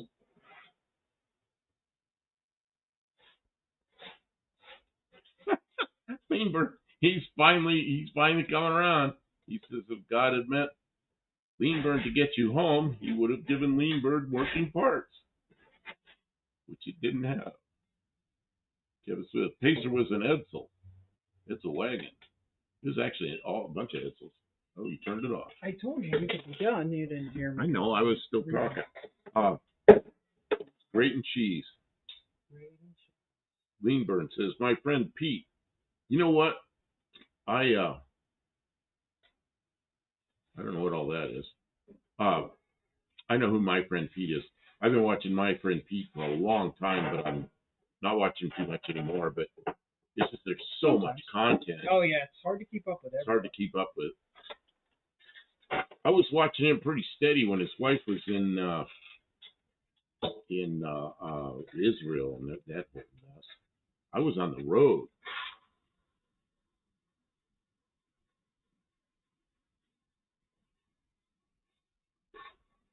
I was on the road, stopping at rest stops, and on my phone watching my friend Pete's videos, because his wife was stuck over there and then ended up in Jordan and all. I don't remember all that. Oh, Leenberg says, my friend Pete was a main character in all the Rugrats movies. Oh, maybe we're not talking about the same My Friend Pete, but I think we are. I don't think you are. Well, no, because he was talking about earlier, Sander won't work on this. Yeah, he's talking about, because he's a body guy. He's a body guy. In fact, that's how I found Uncle Tony. I was looking for My Friend Pete, and I see this guy with his beard and everything, and I clicked on it, and I go, oh, wait a minute, this isn't My Friend Pete. And I started watching Tony's video. And then I figured out he lived pretty close to me. And so I started watching Tony's lives and everything. And then I met Tony, and I ended up being on his lives for a year and a half. So that whole thing came because I was watching My Friend Pete. That's pretty funny. And, of course, Tony watches My Friend Pete. He's just the kind of guy guys who would watch that, you know. Kevin's sister something. Oh, cover. Then add a chrome valve cover. Oh, where's my thing I hung up, the valve cover thing? I hung that. I gotta show that thing. I gotta show that thing because you can buy these. This one is given to me.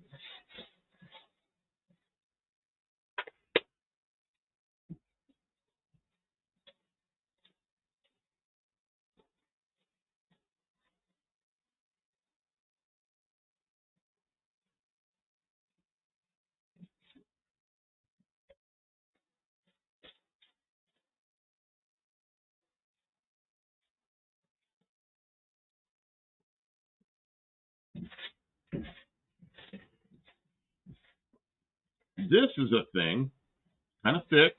It's steel. It looks bent, but it's not bent. That's the camera doing that. Move it over here, it doesn't look bent. This is a thing. Oh. So this is a thing that goes on a slant 6 valve cover that keeps it all nice, and when you tighten the bolts down, it doesn't warp the valve cover. And Professor P makes these. I got one from him. So I haven't installed it yet, but it'll go on this engine. Okay, let's see here. Remember, I would like to see Tony DePeo versus with Peter Hughes. That would be really good. Bitching about modern society would be classic. So you're Tony DeFeo.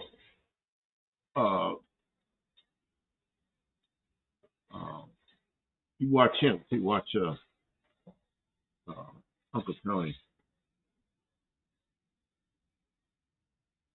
Remember George on Johnny Carson. Let's see what else. Both actually really nice guys who agree on most things. I don't know if that's fun to watch.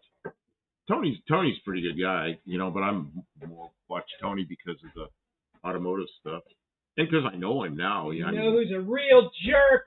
It's that Dr. Art. He's not even a real doctor.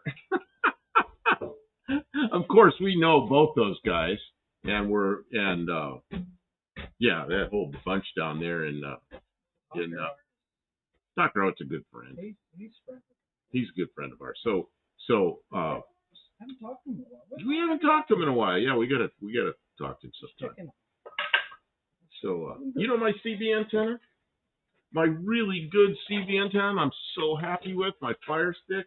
Yeah. He gave that to me. Well, that's right. He did. That was a used CB antenna. I am so glad I have that. I wouldn't have bought that. Oh, Luis says he's going to go to sleep. Okay, Luis, take care. Good night.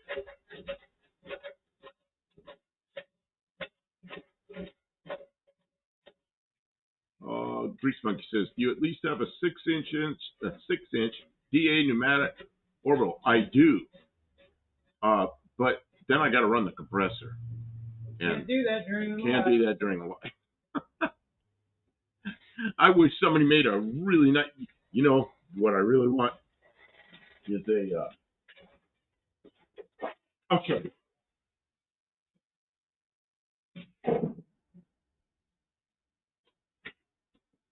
I want this company, and the reason I want this company to make a DA, like a 6 or an 8-inch DA that takes one of these batteries, and that's why I want this company, because everything we have takes this battery. So But nobody seems to do that. Nobody makes a DA that's powered by a battery, because that would be much, much quieter, and much, just running a compressor is just so inefficient. The compressor running and running and running and running. Man. Dr. Art is so mellow, like a smooth whiskey. I like. He watched Dr. Art too. He's definitely a relaxed. UGG is a good dude, great info, and he and I are fine. There's people that get upset because of something, but he's been real good. I mean, he's given me parts. He's just a nice guy, and he knows engines really well. In fact, we bought this car from him, and the engine that's in this car, he gave us all kinds of slant six parts. He gave us everything we needed to put this together. It was a bunch of mismatched parts, but we built an engine out of it. So that engine in there, at least the beginning of it, was free from Uncle Tony. And I had to buy some pistons and some rings and some bearings and I don't know what else. I mean, we didn't buy a lot. We might have been able to put it back together with the pistons and rings. We bought a gasket set. We chose to do all that. Who gave us did he give us the intake? He gave us the intake. The 2-barrel aluminum intake. He gave us that. Yeah, I think that's what he did give us that. Yeah. And he gave us the adapter that had some problems, but we fixed the adapter to put the Ford carburetor on it. And he provided the turbo that we're going to put on your car. He's a nice guy. Yeah, of course. We might still put the turbo on this. Might still put the turbo on this. Yeah. I mean, this would be the Turbo del Campo, though. Really miss those guys building cars. Joe, Mike, Shorty. Who's that? Sure. Grease Monkey. Yeah, I seen poor Kim hand sanding. Oh, this is just tiny. She's just. I mean, that's. I don't want to run a noisy tool. I'm just trying to make it look better. She cheese grated it first, so there wasn't much to take off. Yeah, I'm being real. Racist. I fixed a loud compressor problem. I have mine in a completely different building. Yeah. Yeah, we have to build a completely different building and buy a bigger compressor. I bought a 17-gallon little inexpensive Harbor Freight compressor. I bought it in 2007 when I was out in Arizona, and I was going to use it to paint my Corvette. Yeah. And I figured that little cheap compressor, if I painted one fender at a time, one door at a time, which is how I did it, it'd probably get through the project. And it was a throwaway compressor. Well, here we are in 2025. That compressor's right over there. It still runs, it still works, it still compresses, but it's noisy as hell, and it's 17 gallons, and it's not enough. So I don't know. One day I'll build a big. Well, we have some ideas to build a compressor out of a car engine, and then that'll be outside. We had it. We started building it, and I made the mistake of taking the push rods out of the Magnum engine. I didn't realize that the lifters would lift up out of their bores and open up the oil pressure, so all the oil pressure dropped out of the engine, and I thought I really messed something up. So we could still do that to that Magnum engine. We have to go about it slightly different than I had planned. But that engine, I put new bearings and new oil pump in that engine. Oh, Iron Resurrect. Sure, I know who you're talking about. Joe, yeah, what happened? I haven't seen them in a long time. Because I used to watch them on TV. I don't watch TV anymore. Oh, and Hippie Long says they do make one, 18-volt Ryobi. Well, that's what all we have is 18-volt Ryobi batteries.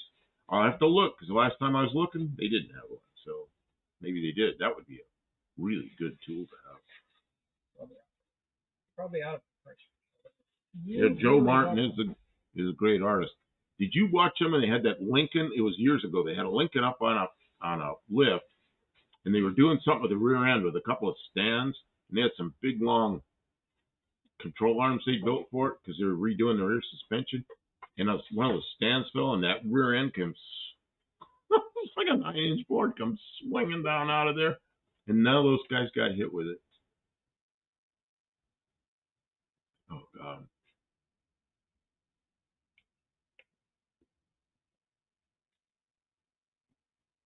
How many of you watched, what was the guy's name with the pointy beard? Santa Claus? No. Much younger, much thinner. Where's the Guy that did all the custom car stuff. Somebody will get him. the hard? There it is over there. Can I have that? Can I have the blade? I'm using the blade to cut out a little bit of hardware. This? This is what you. Oh, it is. I'm trying to think of his name.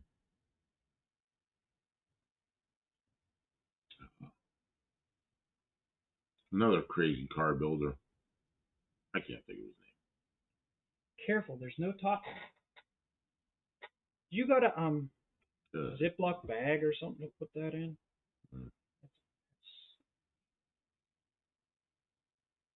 I'm thinking. I have a bunch of them at the house. I could take this one that has one zip tie in it. Take the zip tie out of the plastic bag. Oh, this is full of holes. Yeah. That's no good. I'll figure something. Go ahead. You pay attention to the chat. Are you guys enjoying watching me bondo? Is it slow tonight? We did make some progress. Not bad, Chad. No, but now they're guessing Dave Kindig. No, who's the guy that Can I have that? Loud and something. I need that. What do you need? This. I think I need just a little bit. Who's the guy that's loud? I'll see. Your head says Kindig is a hack, in my opinion. Well, I don't know. I thought his stuff looked pretty good, but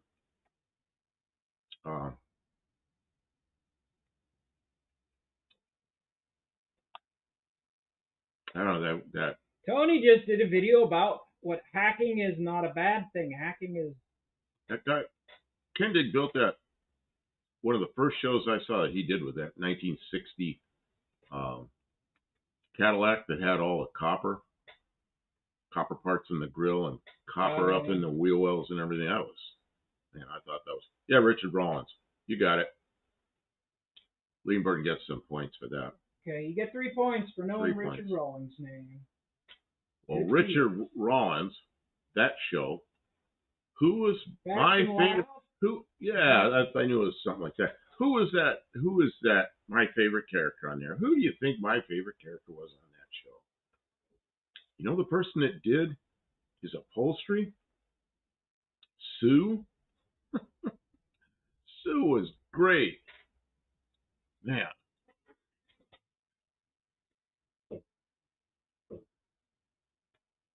I could be long because Rollins is the worst of all.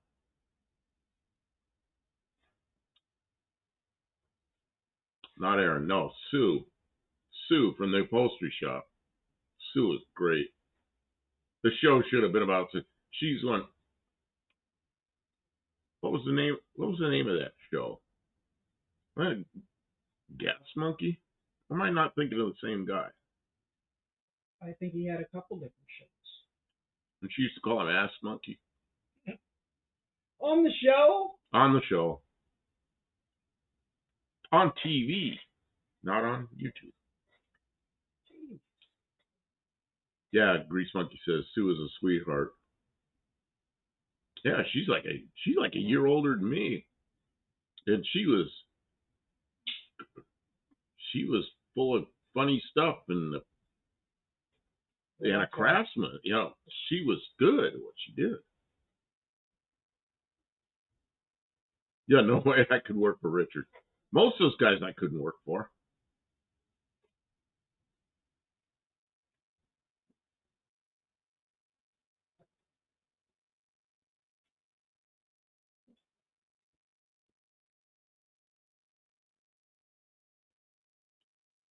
Ian Russell is great too. Ian Russell, you know, he was doing TV before he was doing YouTube, and he did something on YouTube about, I don't know, 3, 4, 5 months ago, something like that.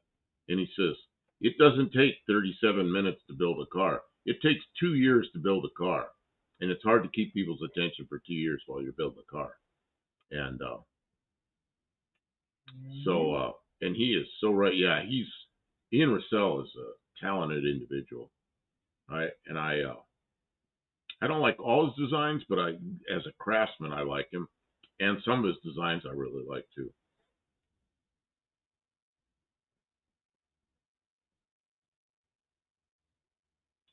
Richard and Dr. Art seem very similar. Are we even talking about the same guy? Richard Rollins, Gas Monkey.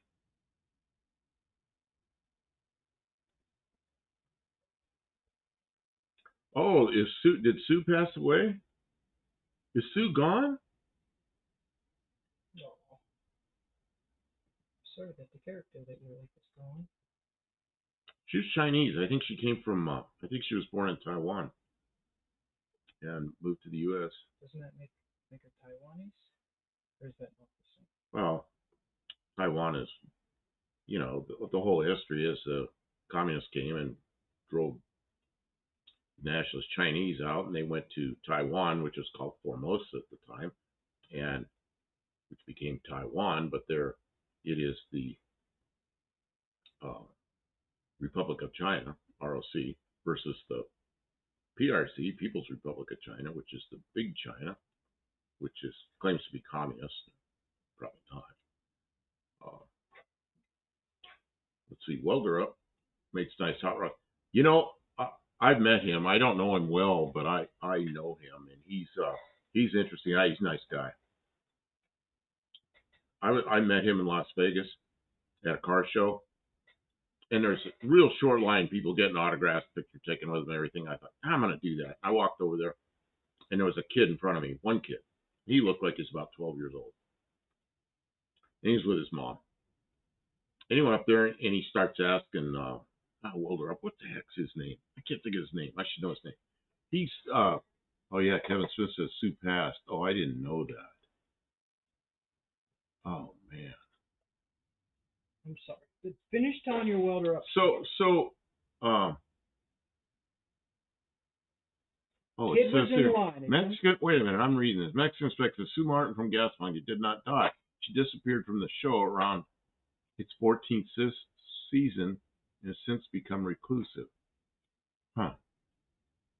Anyway, and they're telling you to listen to Grease Monkey for 2 seconds. Oh my God, we got too much going on here. What's Grease Monkey saying?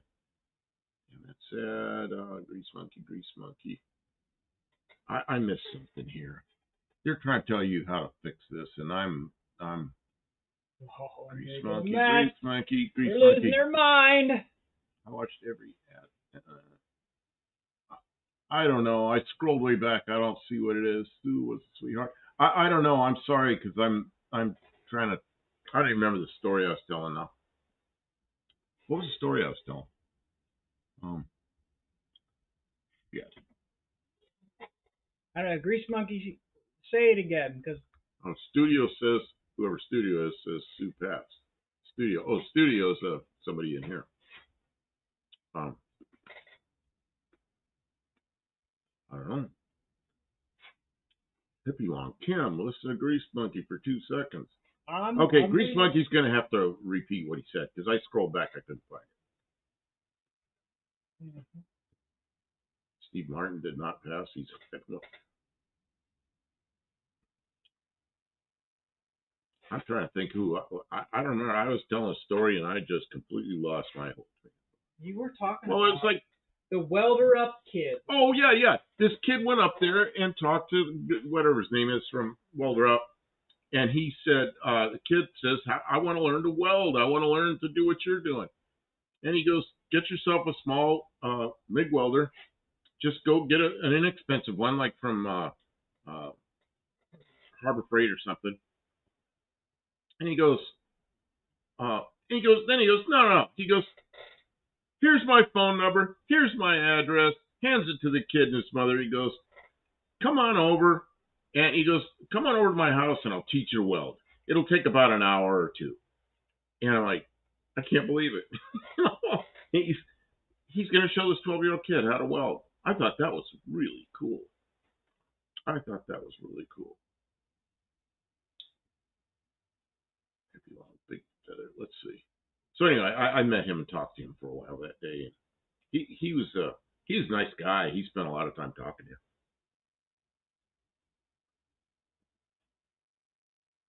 Dean Stevens says, "Keep on track." Yeah, no shit. I lose my let's see. Studious is Supass. Martin did not. Yeah, this is fine. Tell rumors start. Okay, so we don't know the status of Sue.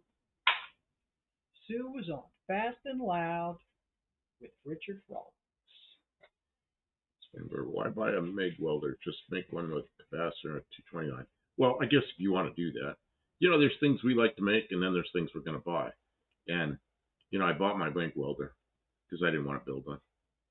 Because there's more to it than that. There's a gun, and there's a motor that somehow turns the thing. There's a lot of stuff there, and then there's gas that feeds in and everything. And I bought mine.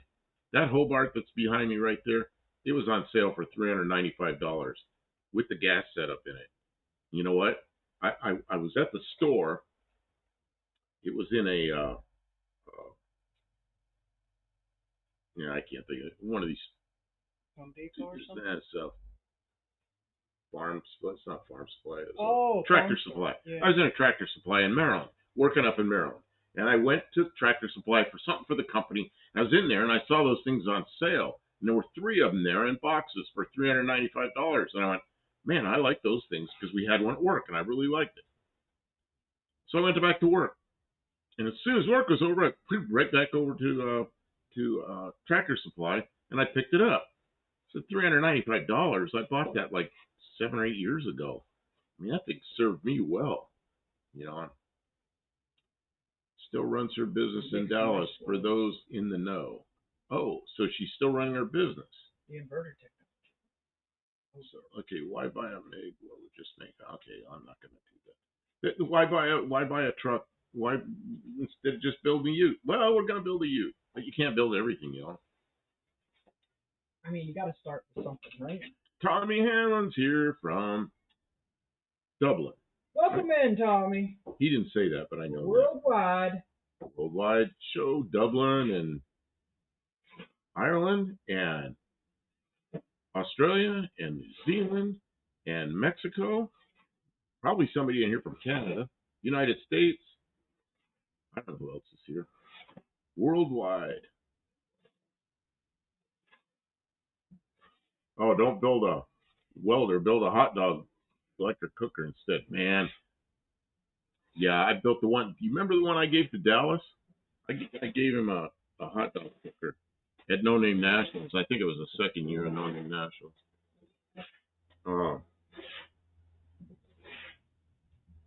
I made a hot dog cooker at work. Man, it was out at the test site. Bunch of guys are flight testing airplanes. Okay. So, George Daly's from Jersey. Good evening. So, flight testing military aircraft. You can imagine the technology. Everything has to be just so. No goofy shit, So we had an electrical cord off of something, or some electrical, what do you call it? What do they call that cord? Lamp cord. So I got a piece of lamp cord. It's about 3 feet long. So I split it at the end and strip the wires and twist them. And I take the other end, strip the wires. I pull it apart a little further, strip the wires, and I stick the 2 twisted wires into a hot dog. So on each end of the hot dog. I took the other 2 stripped wires, and I put it on a paper towel, the hot dog. And then I put the other 2 twisted wires in the 110 outlet. And the safety officer's like, he just looks away. He goes, I don't even want to see this. He didn't tell me to stop, but I know he was thinking that. And then I just waited, I don't know, like 30 seconds. That hot dog was steaming hot, and I unplugged it. That's the simplest hot dog cooker ever made. I thought it was pretty cool. Don't tell people this. Don't do that. Don't do that. This is not financial advice. That's right. This is not hot dog. But did you know that This is Miller not Welders culinary were? advice. Did you know that Miller Welders were originally made to use on Miller models? But the idea didn't take off. Well, you know that Hobart. You know what that Hobart is? That's a Miller. It's just when the Hobart. So yeah, Gearhead, ASM Upholstery, Dallas, Texas. Or somebody else wrote something about that. Mopar cases, I love hot dogs. Yeah, Sue was great. They probably got upset with her or something because she gave him a lot of crap. Although it was good for the show, I think, but maybe he didn't like it. I don't know. Don't create drama. No. Oh, that's looking really good there. The shape. Yeah, I know. It's almost like I'm an artiste. Bondo artiste. Bondo artiste. She's putting it on about 10 or 15 thousandths thick each wipe, so it'll be good. It'll be fine. The hot dog cooker works best on power lines. You can get a ladder up there. You know, if you're close enough to power lines, you can just make a big coil and it'll pick up the power. It's guaranteed. Sure. Guaranteed. Don't teach people things like that. They'll die and then they'll be no. You can. They'll start to notice the power disappearing, and then the police come. How do I know that? Because I know somebody it happened. Telling people how to make nuclear reactors again. Yeah, don't make nuclear reactors. I don't really know how to make a nuclear reactor because I don't really have all the stuff, but I could probably make an atomic pile. Oh, geez. Yeah, don't do any of this stuff. Do not try this at home. No, an atomic pile, you make something that's that radioactive, it's like, go read about the radioactive Boy Scouts.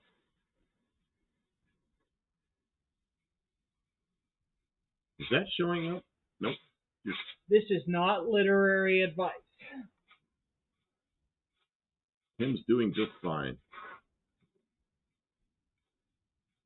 Bringing off with the police hot dogs and it's all good. Yeah.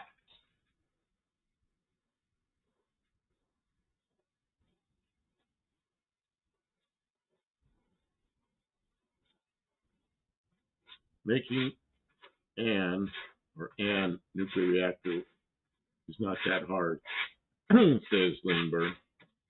Getting materials for it is impossible. No, it's not. Go read about the radioactive Boy Scout. Don't read about it. It's on the internet. You'll find him. I learned about him a long time. He has since passed away. Do not search for that unless you want to end up on an FBI watch list.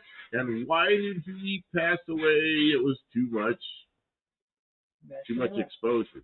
You know what he did? When he did this stuff as a young teenager, and then he ended up going to the Navy, and he was Navy news, and worked. He was enlisted and worked on, I don't know if he's on a submarine or a carrier, some kind of nuclear vessel. And then when he got out of the Navy, he was still messing around with stuff, and it killed him. You need to buy plutonium and some uranium.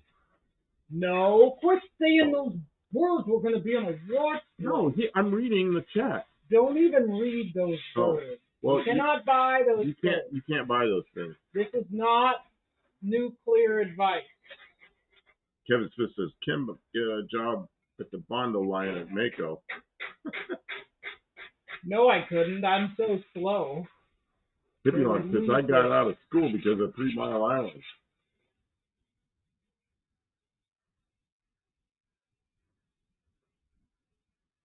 Dallas says, plenty of uranium 200 miles north of my house. Who said that? Probably. It's probably U-238. Or mostly U-238, which is not good for much. Read about the radioactive gas door cover, glow in the dark. We could put some. Oh God! World War II. The men were off fighting the war, and the women were working in a lot of factories, and they had instruments in the airplanes that would glow in the dark because they didn't want to run lights, and they had women painting on paint that had radium in it that would glow, and they would take the brushes and to make the very fine lines they had to make, they'd lick the brush and twist it and make a nice little. And so many of those women were that hurt them badly, but they didn't know that then. George Daly, Iva React. Kevin, I got $20 per car masking at the Mako years ago. $20 per car. Probably good money when you were doing it. Racer, oh Buff, the Corvair might be coming home tomorrow. Went and fired it up today. Oh, good. Yeah, I'm kind of interested to how you did that cooling system, because V8 Corvairs or V6 Corvairs, I've never done a V6. V8 Corvairs, I always ran the cooling lines up underneath and did it like a Pantera. And I saw yours with the radiator in the back. I was kind of interested. Who has the Corvette? Ray. Oh, okay, cool. Yeah. Ray will definitely show. Well, I told this story before. I watched him with that Corvair, and I thought it was really cool. And then I saw him at No Name Nationals with the 59 Chevy. Didn't connect the two of them that were the same guy. And I thought it was like two different things. And it's like a year and a half later, I realized that, well, wait a minute, I know this guy. Oh, geez.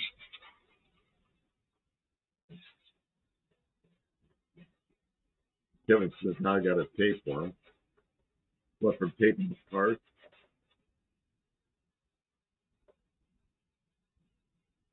Oh, Weinberg says it's the uranium-225 cubic inch shanty tower of leaning power. Probably slanty tower. Maybe shanty tower. Yeah, uranium-225. There's no uranium-225, but that sounds cool. He's saying 225. I know what he's saying, yeah. Because it's a slant. Oh, this thing just took a big jerk. What happened? Maybe Did that bump it? No, I think a whole bunch of chats showed up at exactly the same moment, but I'm not sure. Are you guys enjoying this? Are we just being too crazy? Weirdos. Talos says it's a big worldwide supplier of a mineral we can't use here. You ought to see if Mako would paint the Ute with radium paint. Oh, at night. Yeah. That would be neat. I'm gotta guess that you're not allowed. It's not the uranium, it's the xenon 135, strontium 90, the lithium 7, and some other stuff like, and you list a whole bunch of stuff that would Quit it! That would be. We're gonna get the whole stream flagged for an FBI watch list. We cannot talk about. No, we are not allowed to talk about fishing products is a big deal. No. This is not nuclear fission advice. We are not. No. I see you're thinking it's so funny. George Daly says, I worked at a body shop for 8 years. I was an auto tech first, so I did both at the body shop. Which did you like better? Well, that's the last challenge, to get the airflow. I do have a few ideas yet. Yeah, you have the radiator sitting there sideways from what I remember. It's been, when did you put up that video? It was like, man, that was before I met you, so that was at least 3 years ago. So my memory's, it's there, but the details are certainly gone by now. Good to see Matt back in action at Strong's Garage. That's a miracle. I don't know who Strong's Garage is. Is that the guy who wrecked, his truck got wrecked real bad? Who's Strong? Yeah, I don't know. Oak Ridge Boy is pretty close to you. It would be to have Bill Golden as a guest on the live stream. Oak Ridge Boys. Yes. That's what we're going to do. Greased monkey. Yeah, I'm a mechanic. took on body work to paint it neon green. And it's going to get painted this color. I don't want to change. You know, Chrysler products, you open up the hood, and it's the body color on the inside, and I don't want to change all that. And I don't want it to look funny. We're changing it. We're changing it. We are going to change. That's it. We're going to change it. It's going to be neon green. Just like he said, maybe. Neon green. Oh, God, excuse me. Neon grizzly. Grizzly? Who's that guy? Grizzly. Oh, you remember Grizzly Al? We were switching that other topic to the Oak Ridge boys. Yeah, from Oak Ridge. You know it's at Oak Ridge. No. Oh, it's like all the nuclear research stuff.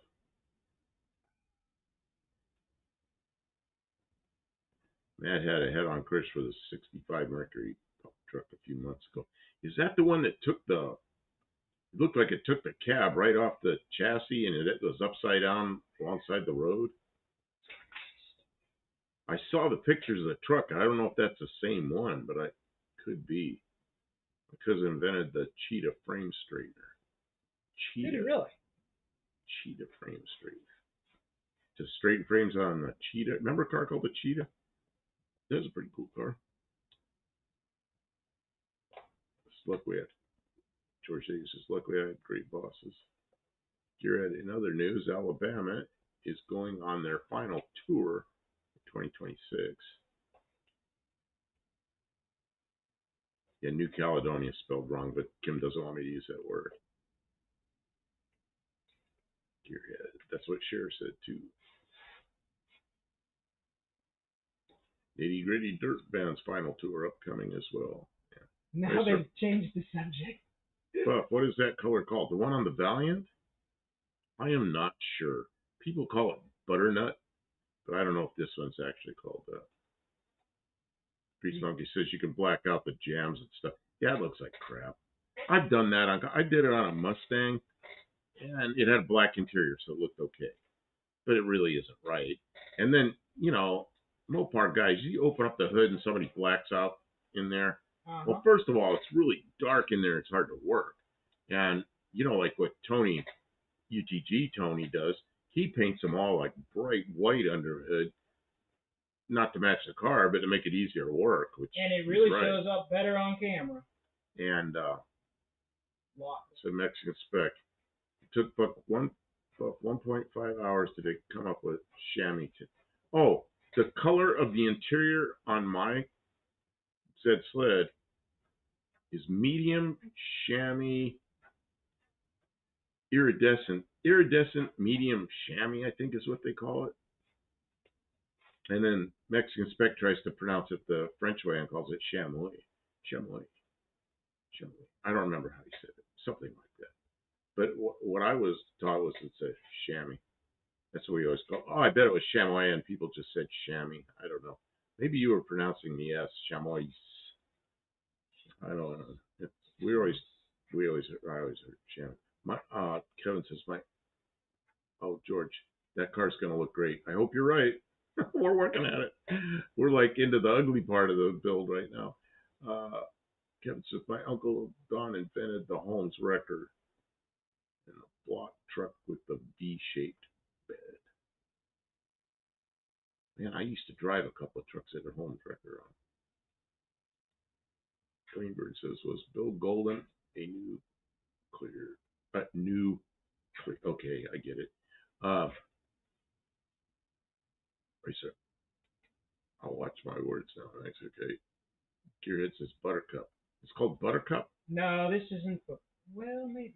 Because Chip Booth used to call cars that are about this color. He called them Butternut. But I don't know. You know, maybe it's just something, a name he calls. It's a frame machine for wrecked cars.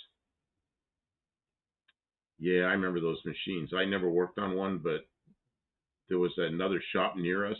The alignment shop, we got something that was bent. We used to send it over there, and he'd work it on. I'm rapidly losing it here. On the it's curing. Makes it kind of hot. That's okay. I don't want to wait all day for it anyways, and it's cheap. We're gonna call it buff yellow.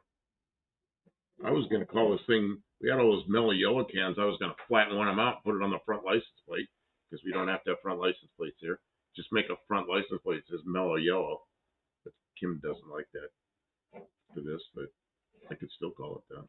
You can still call it. It's your call. Chamois. I don't think it's exciting enough for the internet. She doesn't think that's exciting enough. It's not. The internet wants exciting. They want big, exciting.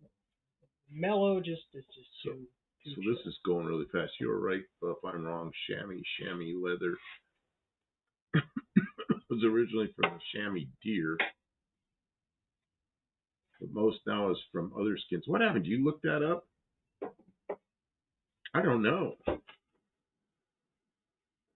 So do you think with that? Oh, this is scrolling by so fast I can't get it. I'm gonna have to scroll back. Do you think with what you cut off the car will compromise it? No. What we have done is we have Tavo, who's in here, sent me all the pictures and everything of youths that are part and drawings and everything, and they did this same thing with the same body in Australia, and we're being real careful not to screw up. The other thing is okay. The back doors here. I'm moving this. You can move it back. Yeah, the rear doors are welded into the corners. We welded that up, and then when we put the bed in there, that'll be like two big rectangular tubes coming back. It'll be. And we were messing with it, and it's pretty good right now. The biggest strain is going to be at the V pillar, and we are going to reinforce it. And if we run the beam down right to here somewhere, there's torque. That's where the spring perches. That's where like the torque boxes are. So if we make a frame from here to there, it'll actually be stronger than the original. Todd Saw, new here. Good evening. How you doing? It says I'm an old gearhead, and this popped up on my feed. Well, good. I'm glad that's popping up on people's feeds. You have found the place where everybody is. We do. Just for new people in here, Tuesday nights we do a live show in what we call our studio. It used to be the living room, and we show pictures of everybody's car. So everybody's that's in here, they can send pictures of their. I'm out of the picture now, Kim. Can I put that back? Please turn it. I just was we do pictures of people's cars and their garages and themselves and their dogs and cats or whatever, and we do that on Tuesday nights, Thursday nights, and we do that at 7 o'clock Central Time in the U.S. Thursday nights and Saturday nights we go late at night, like this time, and we work in the shop and we run the live for. So it's 3 nights a week we do the live, and so you're welcome anytime. Stop in. We try to have a good time. Yeah, when we're in the shop, we work on whatever project we're doing. When we're in the studio, we have a green screen to show the pictures, but we don't work on much. We're more dedicated. Sometimes when we're working in the shop, we actually are hardly even reading chat. But we try and interact with people. It's more fun that way. Todd says, I do a monthly-ish update with a local classic car restoration shop, Mulder's Rods. I think that is why YouTube put this up for me. Love it. Well, yeah, good. So you missed a couple of nights ago when we cut the back off. This is a 4-door sedan, which is what they use in the 4-door, the short doors is what they use in Australia on what they call a Wayfarer or a Ute, which is this body style that they make a little El Camino or Ranchero like pickup that we didn't get up here in the States. So we thought we'd make one because we're bored with the 4-door. And this is a pretty nice car. So yeah, we built the motor. We have videos about building the motor a couple of years ago. Yep. So it runs and drives. Well, it runs really good. It drives okay. It needs some suspension work up front still, but it's just basic mechanical. Josh says the roof is thin, not very thick metal. Yeah, but you see those there's channels. See those channels on either side? So we're going to run down from those channels to support the down near the front spring purchase.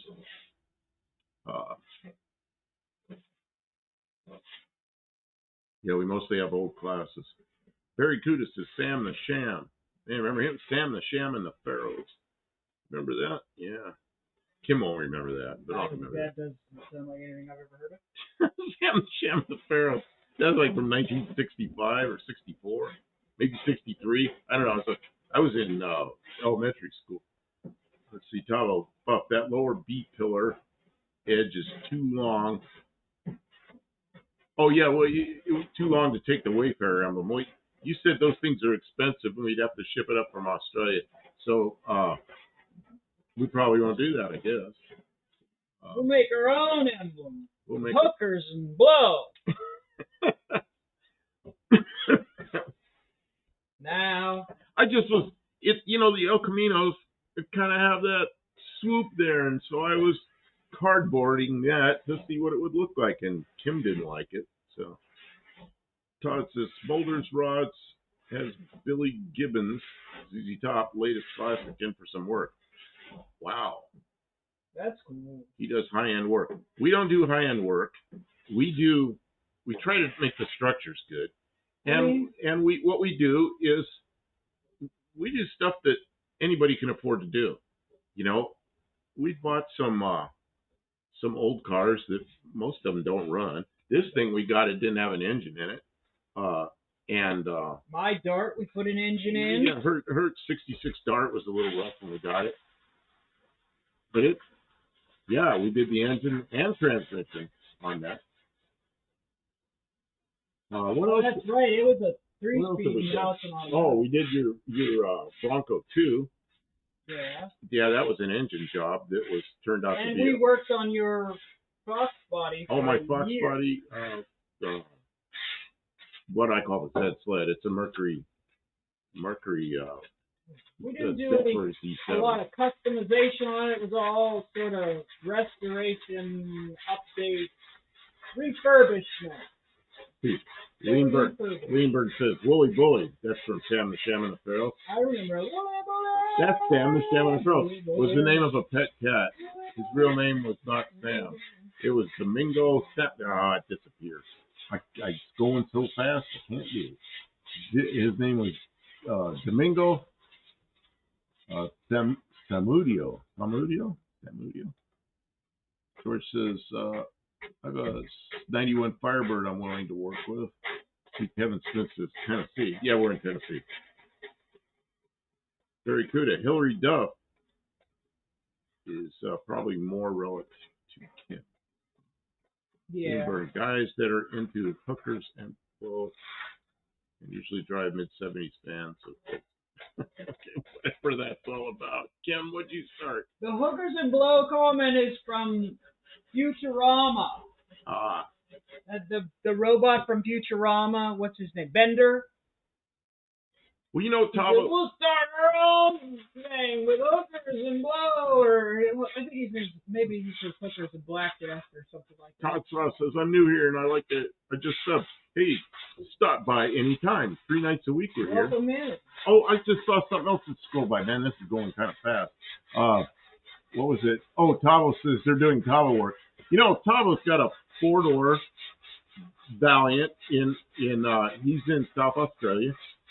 And some idiot made a sunroof in it, a big, nasty sunroof. So he tried to fill that in and weld it, and it warped and just made a big mess. And so he got a parts car and pulled the whole top off of it, and pulled the top off his, and put the top from one car onto the other car, which turned out real good. Except when he was doing it, you know how projects are, then he finds some rust he didn't know about. So he ended up having to fix that. So, George Daly says he's 66 now. I remember 66. Happy birthday! That's good. You realize Dart you realize Dart rhymes with Bart? I did not realize that. I would never even I'm going to put a 302 Windsor and call it a fart. Man. Hey, Braden's here. How you doing? Hey, Braden, welcome in. Okay, I'm sorry. Community of friends I'm gonna miss some here. I'm sorry, Kim. Well, because they're just going by so quick. Okay, I know you're all building this car for me, like overhauling. Oh, Kevin Smith says. Kevin Smith wanted the Studebaker. See, and when somebody gives us a super chat, I'll give you a little preview. We light up the Studebaker. So, oops, the clip just came off. You broke it. No, I didn't break it. It's You're not supposed to be breaking it. I just messed it up a little. So anyway, now I'm working on this. You were talking about Kevin Smith and Studebaker. Yeah, Kevin Smith wanted the Studebaker, but that's not much of a Studebaker. The rest of the Studebaker's here. It just isn't together. Well, most of us sitting outside, although the hood's over there. George Daly says thank you. That's good. That means YouTube's recommending us to people. So the first car I bought was a 47 Chevy abandoned in a field. Got it for $45 in 1974. I was 14. After I got a license, I bought a 68 Roadrunner for $400. Yeah, times have changed. And I bought a 56 Ford wagon one time. There's an old Cadillac Olds dealer. You can imagine what that's like. And it was a smaller dealer, you know, this is 1970. So, way in the back of their used car lot, and they had all high-end cars in there. There's this pinkish-looking 56 Ford wagon. Man, I like those. So I go back there and I look at it. So I come back up front, Cadillac salesman, you know. I said, how much is that Ford wagon? He goes, you don't want that. It's got a bad engine in it. I'm thinking, yeah, I want it. How much is it? He looks at me and goes, $30. Well, I opened my wallet, you know. I can't come up with $30. So I offered him $20. And he says, okay, I'll take $20. And he went and got the title, and I bought the thing for $20. And it had a 312 Y block in it with a rod right through the pan. Tore up the block in the pan, you know. So I bought a wrecked Mustang. A Mustang that crashed in the front end really hard. A 65 Mustang with a 289. So I put that 289 in a C4 in that 56 Ford and drove it around for a while. I'm sick of this. This is so good compared to how it was. Oh God! So I can't believe I bought a car from a dealer for hey Kim, super chat. Oh, nice. We light up Sandpaper fund. We well, thank you. We light up the Studebaker, and Kim usually does a little dance. I dance if I'm happy. Kim does a little dance. I'm happy because I'm done sanding. So that's the super chat dance. Thank you, Todd.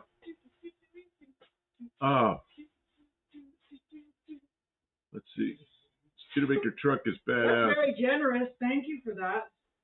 Yeah, that's, you know, the super chat really helped because when Kim was doing her Bronco II, it's the super chat, a couple of big ones, bought a radiator, and yeah, Dirt Road Landing and Lester LeSabre. I will not forget that they gave me money for a new radiator. Okay, guys, I'm going to make noise for 1 second. I just want to suck up some of this dust.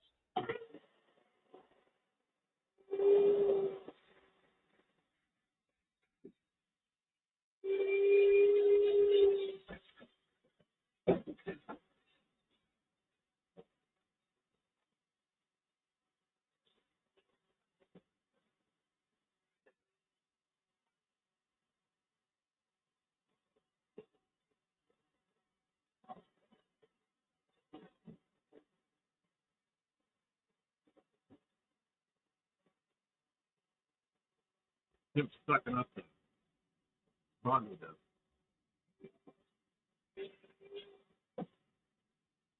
Look how nice that was. Well, let's turn out really good. Where's your straight edge? My straight edge here. Yeah, check me with the straight edge. Go ahead. Oh, I'm checking your work? Yeah. Don't you dare. A little low spot right there. That's not a little low spot. That's where the door starts, Goofy. I think it's a low spot. Right. It's still a little bit lower. Yeah. Oh, yeah, all the way down. Yeah, that whole section. And then look right here. Right here, too. Yeah, but you can hide that in the door. Actually, how does low. That's low all the way back to how here. Is it if you do this? It's low all the way back to here.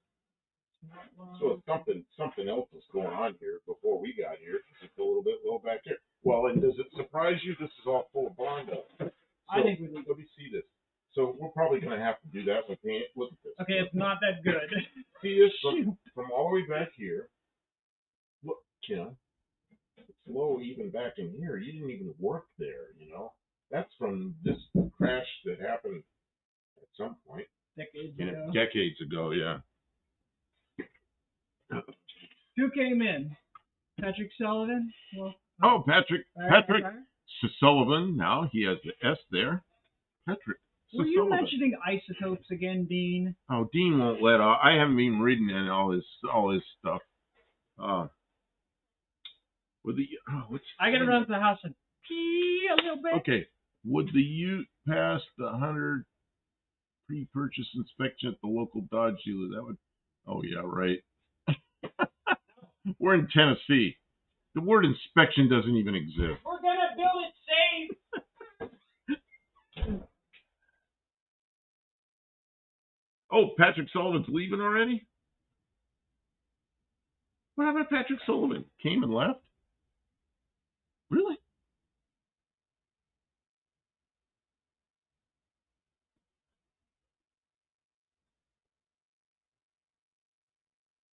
Don't suck gas fumes in that vacuum. Yeah, I need to think of that. You know, that's got the cap is on it. It's got a broken cap, but it's a sealed cap, so it's on there. No fumes are coming up. So I do not know their names. First time here, but I shall call her long talk. Oh, that's Kim. Kim also has a channel called Kim Fixes Things, and Kim does fix things. You know, shop back near the gas hole. Yeah, I mean you can't. There's a screw-in cap. It's not the whole cap, but it's the part that's sealed and it's screwed in there. So it's there's no fumes coming out of there. Yeah, we didn't.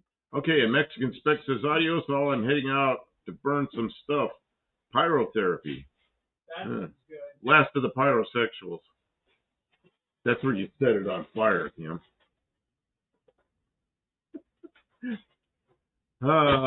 Did you show the new person the project? Did you click? Oh no, I didn't show. I don't know. I didn't show the whole pack. Yeah, because we. Oh yeah, we could swap cameras here and show. This is a 4-door that is now a 2-door, but it's going to be a 2-door utility vehicle. Oh, you're still turning that on. I'm just going to swing the camera on. It's on now. Oh, it's on. Okay. Yeah, you could show. So there's and that B pillar now is that's just cardboard. But we're prototyping. We're trying to come up. So and we have a pickup bed to go in there that's out of a Ford Ranger that's out the right side. Like gearhead. Oh, gearhead's taken off. My phone is about to die.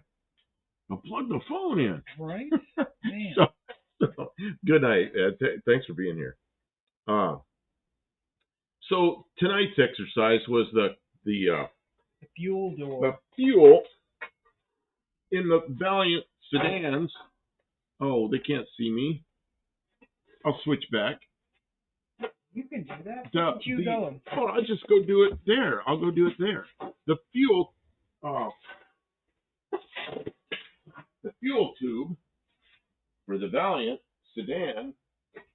The side used to be flat. Goes straight across there like that. Yeah. And it would interfere with the pickup bed. So we took that tube. The Australian one of these is curved and it goes on the pickup bed. The American one doesn't. And then the Australian one, or this one has. I'm going to go back to this one. Yes. What did I do? Oh, what happened? What do you mean? Oh, I moved the camera. Moved the camera. Trying to figure out what's going on. So this one originally had this thing on the side, which didn't fit very well because it's probably not from this car. It's something similar. Why is Barry Cuda says he doesn't like the curved shape? Which curved shape of what? Giving us a hard time. Giving us a hard time. Well, so you've got to curve it to make it go underneath the pickup bed. So Kim We were gonna make a tube and everything, but Kim found this in a truck that we've taken apart. It's a parts truck we have out there, a Ford Ranger. And she goes, "We'll just take this whole bucket." Well, I didn't know what she was talking about, bucket. And I was kind of sick, and I went home, and I was sleeping. And she cut that out of the back of the truck, the whole piece, and welded it in there. And so now it'll have a gas door. It'll have this gas door on there with the little, the thumb thing right here that you open it. It'd be like a Ford, which I kind of like. I think it'll look really good. Yeah. You got a hook with Kiwi speaking of down under. I've talked to him. We've chatted back and forth online, but I've never met him in person. Yeah, we should run down there sometime and talk to him. He seems like a good guy. Dean Stevens said, "I saw a really nice 66 Studebaker Champion, a 66. I did not say where, except it was in Arizona. It was an explosion." What is this? He's not going to stop. The Australian one is Foster's beer. Australians don't drink that stuff. Americans that think they're drinking something cool from Australia drink Foster's. It comes in a big oil can. Remember the old oil cans? Please explain how you do that comment string huge so you can see it easily. Oh, it's I think it's a 40-inch TV that we just turned on its side and we dragged it over there. Oh yeah, Windows will let you rotate your display. So if you mount it sideways, you just tell it to rotate display number 2 90 degrees. How do you see that with the dual cam? Oh yeah, he sees it with the dual cam. I'll point it over that way. Yeah, and then you can see my back right here. Here I am when I'm sitting with here I'll swap cameras. It's super helpful. Oh, Kim goes by. We have an even bigger one in the house. There's that one. You can see the camera on the tripod over there. Or there's this one, and you can see me looking at the chat over here. Now, in the house, in the studio, we have, 5 monitors? We've got a 55-inch tall one with the chat that's further away from me. We have a green screen behind us so we can show pictures. I got 2 of these screens like this for $50. Like both of them. $25 a piece. Off of some, and they're not very good. Like the quality, if you try to watch something on them, the quality is terrible. But for reading chat, they're fantastic. Yeah, it's trying to read the chat. See, I did live shows with UTG, Uncle Tony. Yeah. For like a year and a half, and Kathy would be sitting there, and she did that whole thing with her phone, and she has the chat on the phone. And she'd have to get up and take a break, and we'd switch places, and I'd have that phone. I don't know how they could do that with a phone. She is a genius sitting there. Man, you touch that phone, a chat goes by. Oh my God. And I was struggled with that. We use streaming software that sends it to, it's really not that hard to use. It's called OBS. It's Open Broadcast Studio. And they update it all the time, so we always use the newest version. And you could just drag one window off onto a different screen. So we've got a bunch of screens up at the house, and we put chat on one screen. We put our picture of ourselves on the screen that we're using, and then I have a screen that has Google on it, and he has the screen with his computer, so he can get pictures out of his email. It works out pretty good. And people during the Tuesday night show, people send us pictures and we show them pretty quickly. Well. I mean, I pull them up immediately and then we cycle them through during the show. We always say we'll go 2 hours, but it's usually about 3 hours. I remember when I first told you about, we should set up a studio yeah, I didn't. And you were like, no. And I was like, but it'll make things go really good. Remember how nervous we were the first time? Yeah. That's probably still up there. I mean, I haven't taken down those. We should probably take it down. No one should ever have to watch watch that amateur stuff. Oh, man. Well, we're still probably amateur. A year worth of amateur hour while we try to figure out what we're doing. Leanbird says, do you remember when oil was sold in plastic 1-quart bottles? You know, I don't remember that too well. I think they're 1 liter bottles, aren't they? I don't know. I used to buy the stuff in those bottles for the airplane I was working on, and they were all 1 liter. And these, I'm not sure. Are they a quart or are they a liter? Yeah, let's try to reach. Did you see the Sawzall anywhere? I did see the Sawzall. What did I do? It's on top of the. No. Oh, it was on top of the car. I don't know. You moved it. These are a quart. Kill the ad here before it runs. It'll run again in a minute. They run them ads, man. Well, this is kind of funny. People call it Dextron. There's no T in. There's no T in it. It's a toilet. It's Dexron. Yeah, she's from Pittsburgh. She won't say. She says some words like Pittsburgh funny. Anybody here from Pittsburgh? Now you get mad at me because she doesn't say toilet. She says toilet, like it's got an R in it. I don't know why I say toilet. I go, what? Use the toilet. Where did I put the Sawzall? Walking around and around and around like a fool. Can't find the Sawzall. I'm sure it's here. What was the last thing you were Sawzalling? You sawed that. No, you used the shear for the take the pickup bed apart. Use the Sawzall. I know I heard it running. Oh no, it was the what's that right there? It's underneath the heat gun. The shear. Oh, that's a shear. All I can see is the back half of this red thing. It looks like a Sawzall. I'm gonna go look outside. Did you leave it outside? No, I could not. I could not have left it outside. Take a light with you. I'm going to. Oh. Don't have Yep, the flat top cardboard round cans. Flat top. Yeah, I remember that. Remember the spout? You stick the spout in.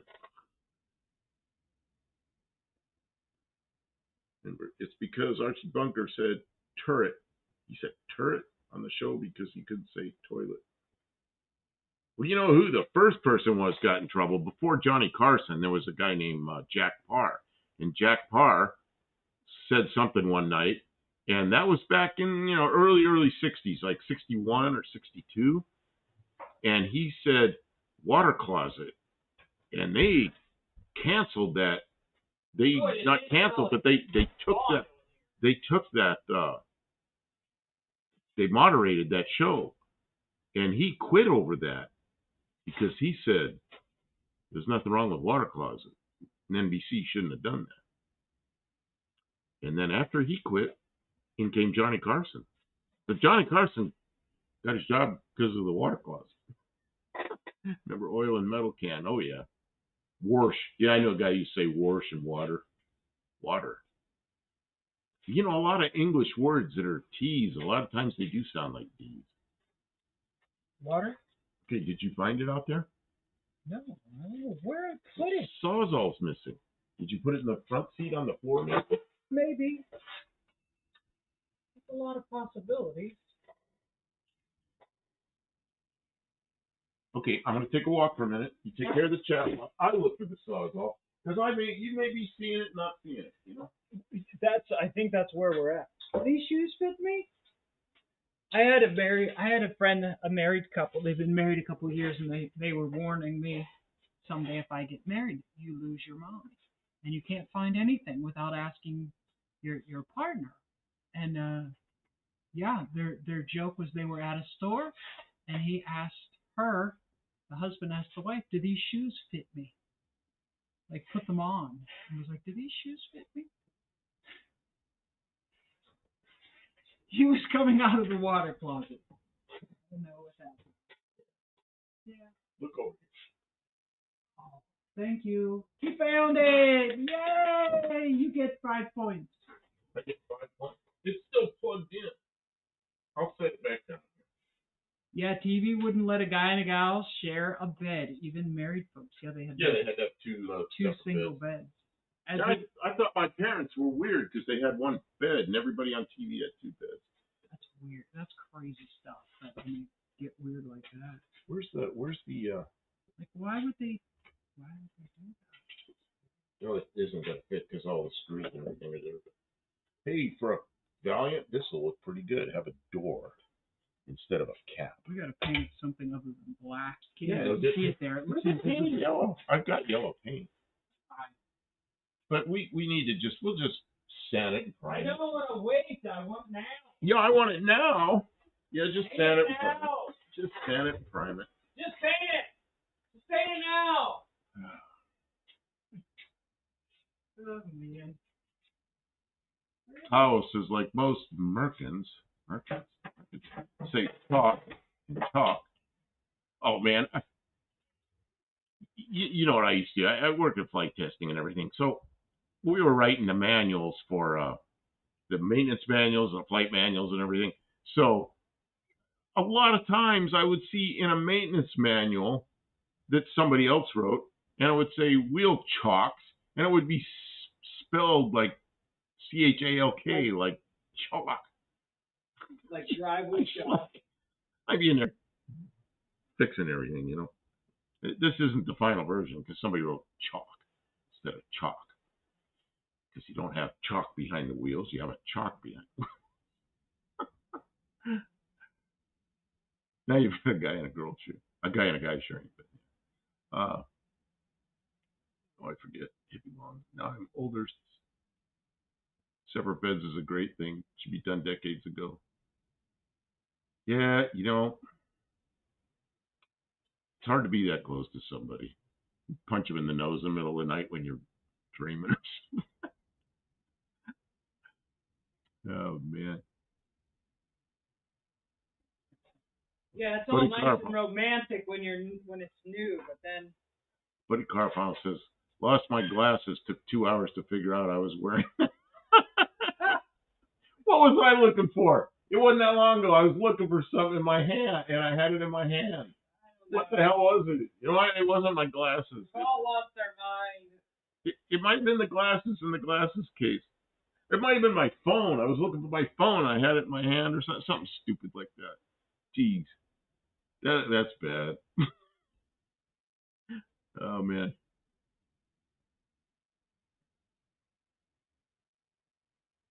Maybe especially if one snores. Oh, man.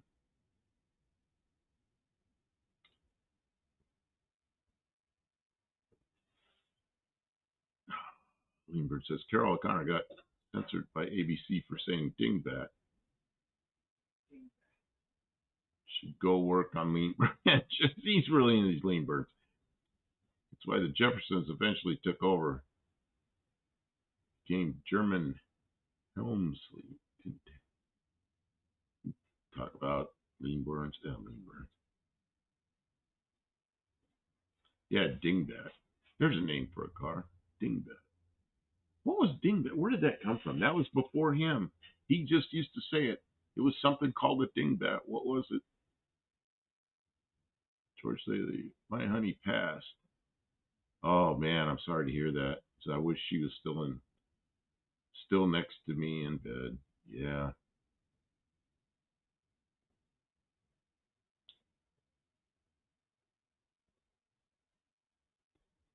Very good. Said I heard about an American guy that wanted to flight to Oakland and he ended up in Auckland. Bet he paid a lot more for the flight. Yeah, you didn't notice? But, Josh Holmes says he ended up in a better place. I've never been to Auckland.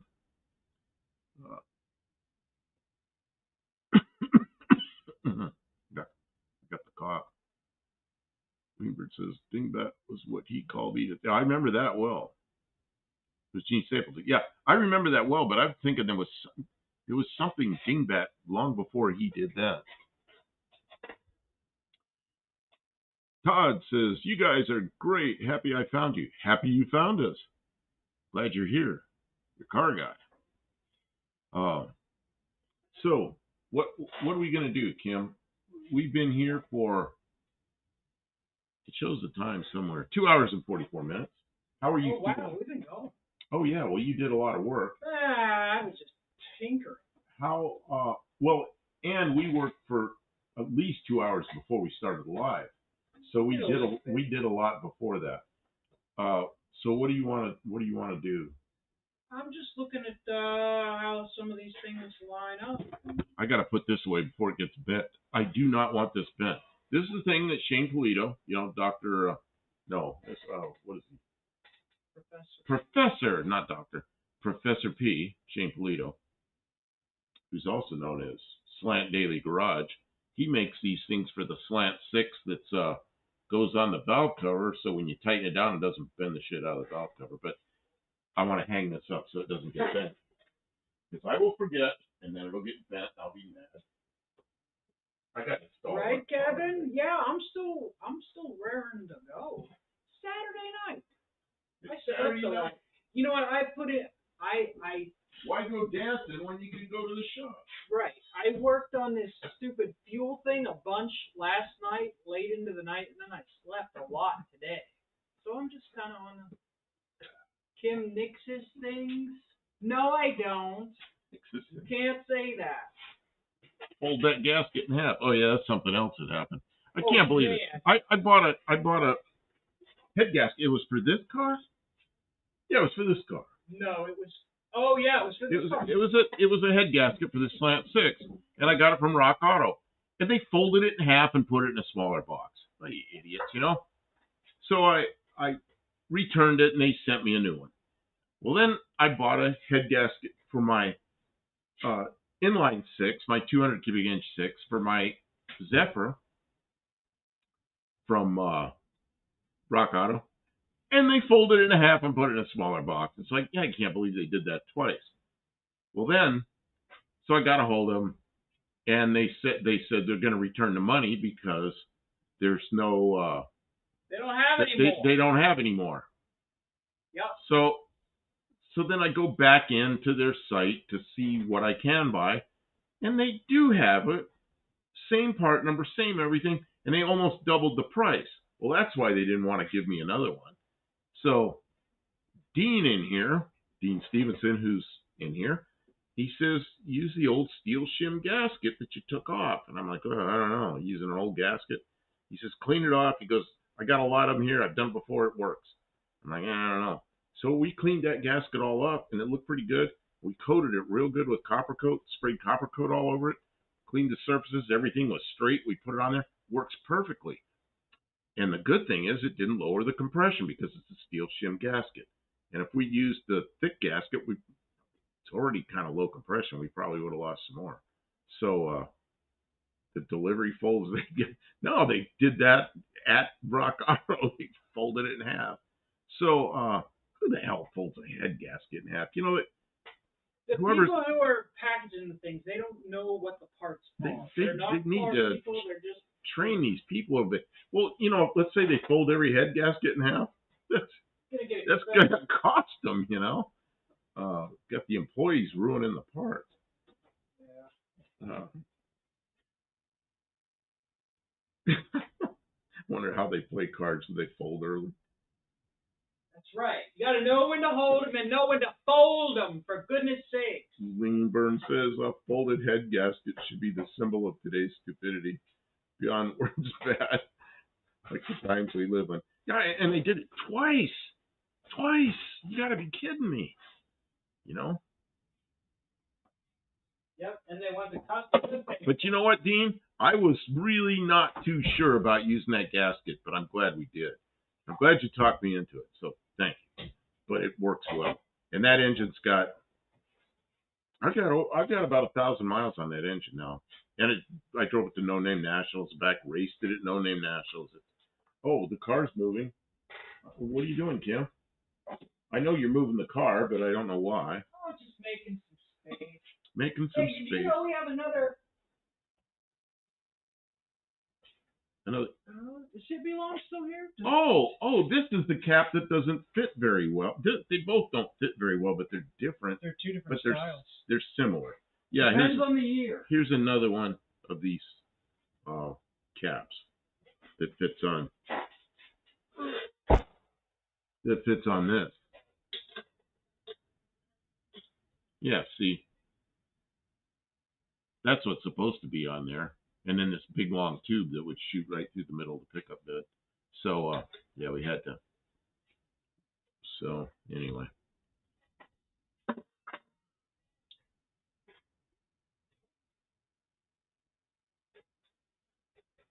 249-inch screens for the price of a 98 or 98.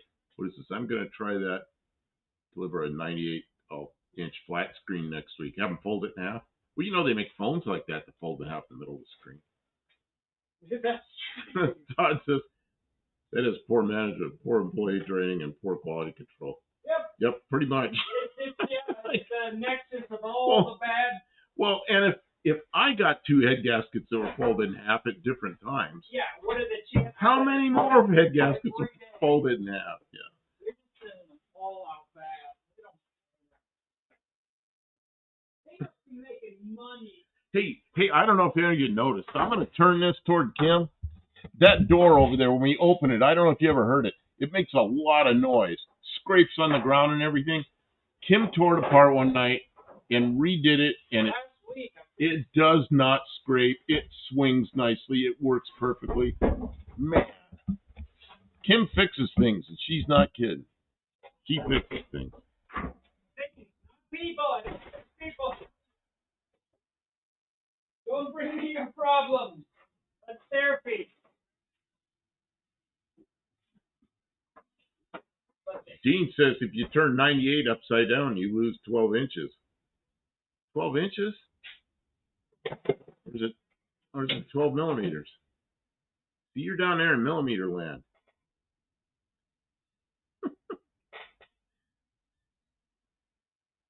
You're doing math jokes.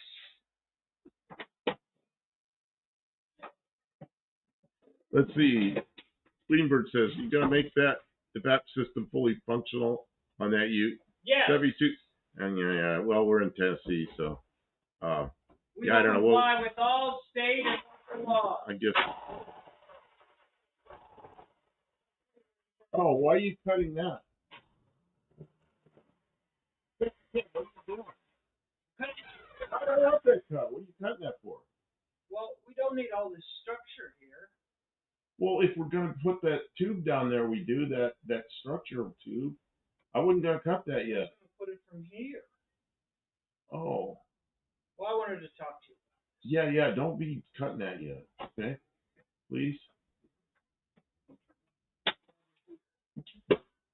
Oh, how about Yeah, seatbelts. We're not ever gonna need seatbelts underneath the pickup there. We might. Yeah, but the older might fit my car. Yeah, we got two of them here. They're a little different styles. One of them is.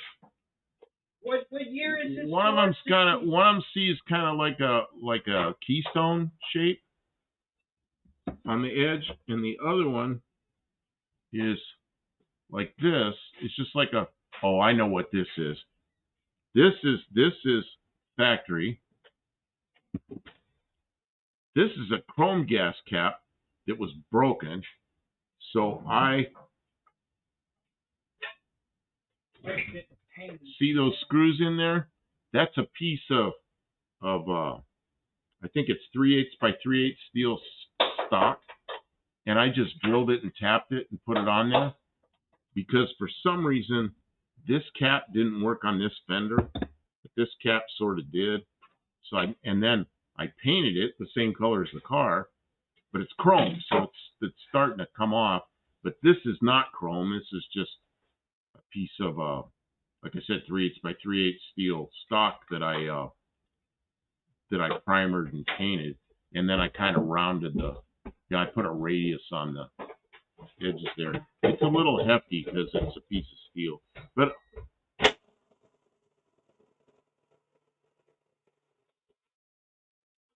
she decided to use the impact.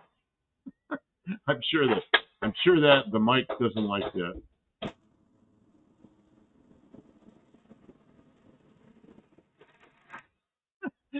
Todd says medieval castle shop door security latch. He called it medieval castle shop door security latch. That's right. And then what you do is you cram a wedge in there so it can't possibly get pulled out from the outside. And the skins overlap enough where you can't pop it out, and who knows anyway. We're out in the sticks in Tennessee. Now you just told all our viewers how. Yeah. Well, Todd noticed it, you know. Grease Monkey, fun project. Can't wait till final outcome. Yeah, this is gonna be going a little bit. I mean, it's gonna take us a while. I took one of the sides off the bed, but we've got limited space in here, and we were doing welding and body work, so we couldn't get it in here tonight. But I think next time we're gonna be fitting the bed. Be working on the bed. So who is it needs these caps? That's I think it's Hippie Hippie Long. Long. I don't Hippie know Long? if he's still here. Well, Hippie Long is still here. Hold on, I'm making noise. She make a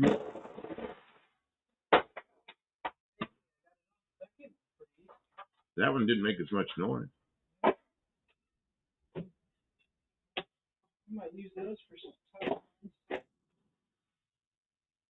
Man, I love Southern cars. Wait till you go to Arizona with me sometime. You'll find out what no rust is. Man, these have little rust on them here and there, but they're not through. You know, they're just like some surface rust or something. You go to Arizona, you'll see cars with no paint because they've been sandblasted in the desert, but there's no rust either. It's amazing. But the interiors are all burnt up. What you need is an interior from a northeastern car, because they're always okay. Not always. Not always, yeah, but you know, wear and tear will get it, but Hippie Long, would a donor have an 8.8 differential? A donor, my parts car, the Ford Futura out there, it's got an 8.8. Hippie Long, yeah, okay. You've sent me a few things. You have my email. Send me an email with an address or something, and I'll buck. Which one do you want, or do you want both of them? I'll send them to you. I'll bet it's the older one that fits his car. Well, the one, I don't know which is the older one. That chrome one's a cheap replacement. No, you know what this is? This is one for a 70 or later, because it had the two-step thing like this, and that's why it fit on this car, because this car had evaporative emissions. But I trimmed those off because it was annoying as hell. Send him the other one with the factory paint on it. This one with the Keystone tape thing, this is for like you know what this fits? This fits that tube, that other tube we have. So this fits like 69 and earlier. Well, depends on what state you're in, I guess. You're in California, so this would fit a 69 and earlier because this is non-evaporative emissions. So, yeah, I'll send you that. This one's homemade thing up here. Just send me a Hippie Long. But if I need a printable one for my 64 GT, printable. Maybe for a 3D printer. You mean for a 3D printer or something, or? Buff has friends with large military helicopters. Are you ready for that? You know, I actually do. I got a real good friend he just retired. He was a Black Hawk pilot, and then I worked with him flight testing with stuff we did, and then he got a job as a civilian test flying Black Hawks, and then he retired from that. Yeah, this is 69 and earlier. Yeah, and yours is much earlier. So, yeah, you know yeah, I can probably type it in there. It's fucked up Campo. It's gmail.com. I'll do it. He sent us stuff before, hasn't he? He sends us stuff to our P.O. box. Yeah, but you can't use the P.O. box address. No, not to send an email. They don't do that.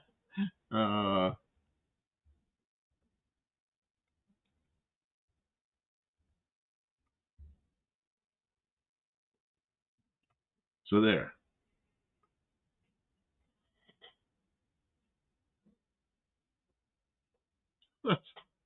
Sachi Bunker, a Black Hawk pilot on the show, or was that on MASH? That one on MASH was a Bell 47. Oh yeah, and then the State of Sparkulator. Yeah, you watch that guy too, Mr. Vice Grip. Oh man, do you all understand Vice Grip? The name of his channel? I think it gets by a lot of people. It's not Vice like Vice Grips. It's Vice like things you're not supposed to be doing. It's spelled differently than the Vice Grips. It's like the Vice Squad. And I said that to somebody one time, and they didn't get it. But yeah, yes, a mess called California. But I'm in Central California, by Yosemite and Sequoias. And you know, one of my favorite places, just sadly, it's in California. It's so far from here, and I could never live there again. But there's a place near Yosemite, or I guess it's just inside Yosemite, called Wawona. Man, what a beautiful place that is. It's just all pine trees, and there's little cabins all in there. And I've rented a cabin in there a couple of times and hung out there for a while. It was really a nice place. I don't know if you know where Wawona is, but it's an enjoyable place. I've thought about going back there just to see that place. And of course, my sister lives way up in Northern California, right near the Oregon border. But George W. says they test flew him over my house. The house, what, the Blackhawks?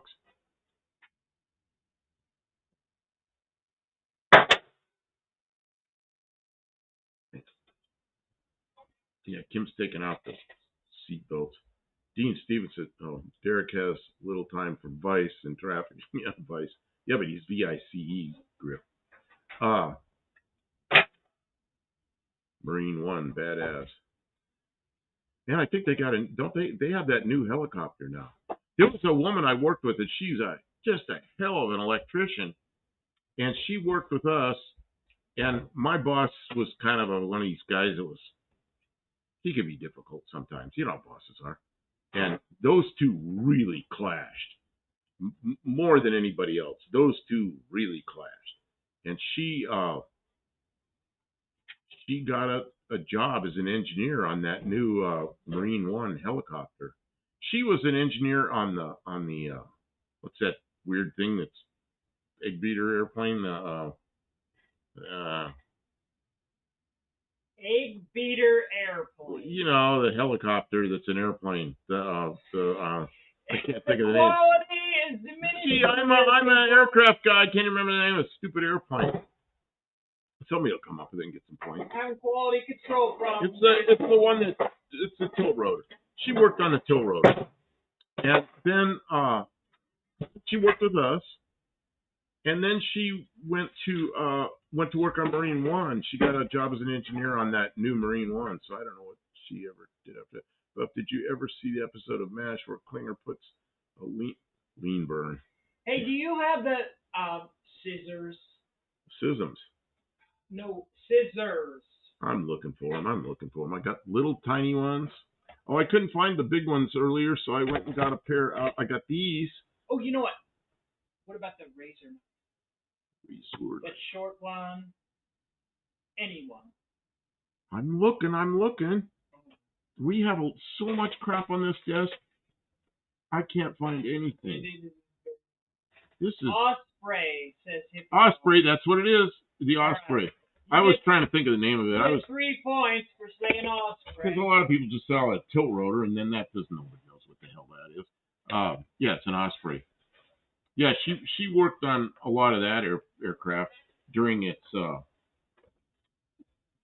prototype stage, and then she came and worked. You can always go on Ricky Lake. She worked with us on our airplanes, and then she moved on to Marine One. And I'm glad she got that job, because that's a pretty cool job. Man, she's a pretty cool person. She and her husband are both they're like black belts in some martial arts. So they're out in their front yard and they're sparring. You know, they got all their gear on and everything. And here come the police sirens on. Some neighbor called, Said there's husband and wife out there having a fight, and they're out there with all their gear on, their masks and stuff, they're sparring. Cops show up. Oh, geez. You're laughing. You're looking at me like I'm crazy. Did you find it? No, I'm looking for it. I'm looking for it. I'm gonna go look somewhere else. Sure, it's over here. I don't see it over there. I know there's more of them over here. I think there are more of them over here. Yeah. No. What happened to all the razor knives? There were more in here, but they're gone. They're all out. But they're under the hammers over here. How about the sawzall? Yeah, I don't think it's gonna work. We have a razor blade to go in the sawzall. See right there where there's a little hammer and there's some twine and there's some snips and stuff. I'll bet you it's in that pile. Hammer and twine. To your right, all the way on the table. I Right see in that. pile. In this pile. Too many piles. Ooh. Catch the ads before they go. Catch the ads before they go. I'm not going to make it. I'm not going to make it. I made it. Ooh, 4 seconds to spare. And a fire extinguisher. Fire extinguisher. No. Oh, here's the scissors. Okay, just give me those. Oh, these are the bad ones that don't line up real good. Those might not work. Okay. And then maybe I'll send this to Hippie Long too. He can win. He can spend a couple points on this. Let's see here. Kim, I really am looking. There's a broken socket in here. We got to take to get it exchanged. Oh, I don't know. That's the end of that. What? You broke the scissors? Those are no good anyway. What happened to them now? I'm getting out of the car. Oh, these are real junk. No. I didn't know it would be that hard to find. I'm sorry. I don't know where they are. Well, They're like, we got like 4 of them and they're all missing. You've got 10 piles of tools. You got too much crap out, yeah. I don't know. Never ends. You get the... Here it is. It's under a paper towel. I don't even have anything to say about it.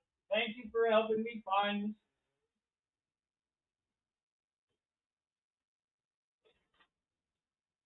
Lean burn. I thought you were serious, and I'm learning you're just joking about this stuff. I don't even think he has a lean burn. Lean burn. I don't even think he knows what lean burn is. He just knows it's no good. Lean burn is good. Oh, Colonel Potter says it won't work because Klinger's on a one-humped animal. Klinger. That was quite a bunch they had there. And Colonel Potter he was the perfect guy for that. Should I put the camera on you, or is it done? I'm going to put the dual cam on. Yeah. Oh, there's Kim in there.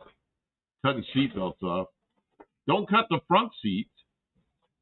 I'm not cutting the seats. I'm taking the carpet out. It's really awful.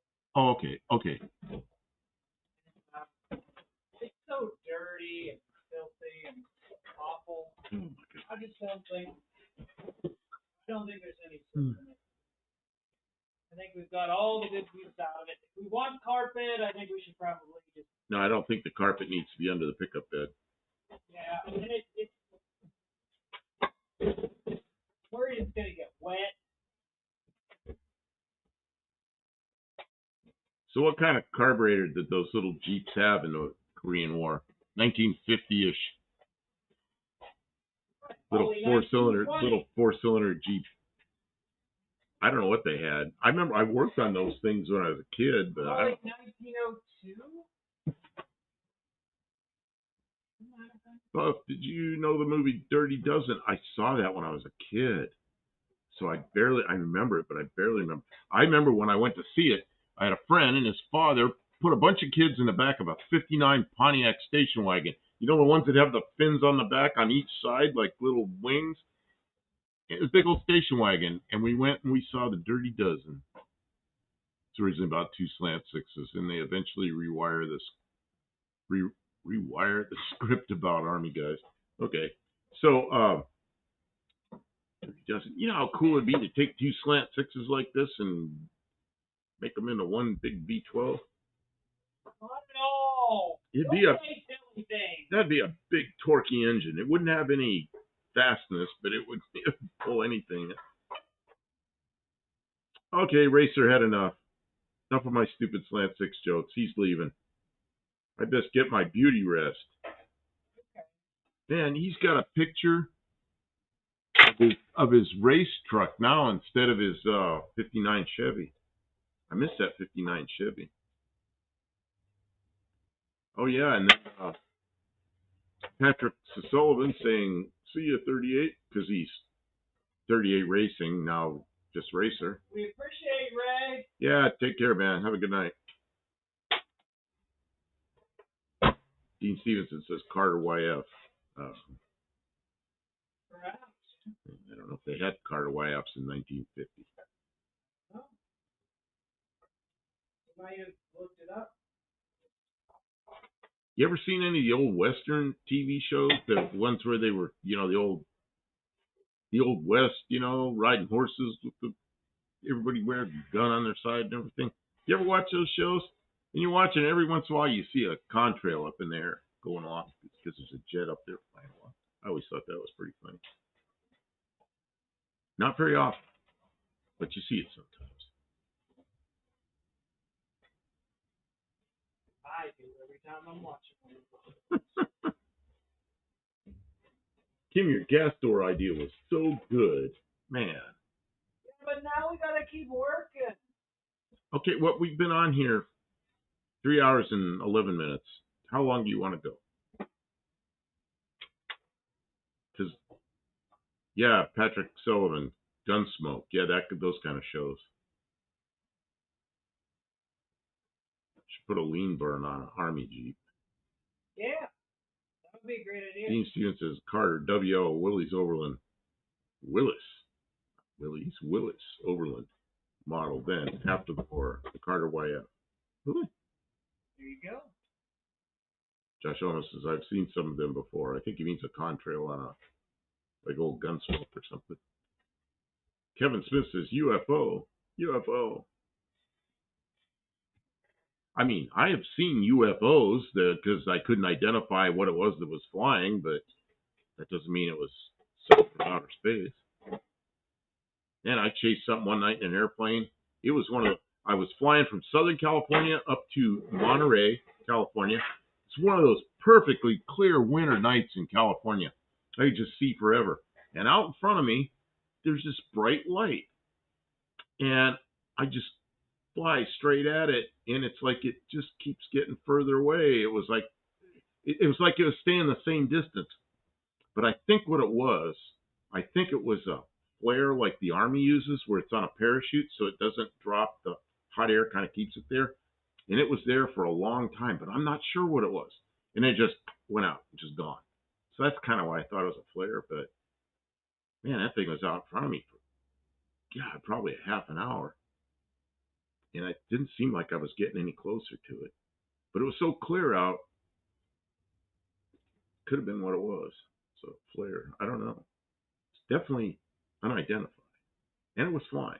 And it was an object. It's probably aliens. What other explanation is there? Like an outtake I recall, this Thomas says, like an outtake I recall. 2 Wild West cowboys talking by a barn and a light plane flew over. I've never seen one that bad. They did well fitting it into the conversation, asking what it was. I've never seen one that bad. If the aliens dropped them off, the YF was common. 138 fitment. Dean. Time travelers. That's where all the most expensive inventions, all the fanciest inventions came from time travel. Okay, whatever you're doing in there, done with it? Yeah. Okay, I think we ought to. Not really, but you seem really hot on Well, getting done. 3 hours and 15 minutes into a 2-hour live. That's true. We should probably be done. Guys, thanks for hanging out with us. Yeah, it's after midnight here, which means you have made it to the end. It's already tomorrow. You get it's an additional 3 points for being here at the end. If you're rewatching the replay, why are you still watching? We're done. I want to say a lot to do. Kevin says he's going to be on a model car podcast on January. Okay, good. Keep us informed. But go ahead. We'll be in the studio on Tuesday. I'm working on putting together a video of us cutting the top off. If you didn't see that already, you can watch the live or you can wait for the video. Thanks everybody for watching the video of us working us reviving this to get it in the shop last week. Wendy English just got here. Hi, Wendy. Good evening. But she's saying good night. Yeah. She's got to get to bed too. Maybe she was here for a while. So yeah. Thanks everybody. We'll see you in a few days. Yep. Take care. See you Tuesday.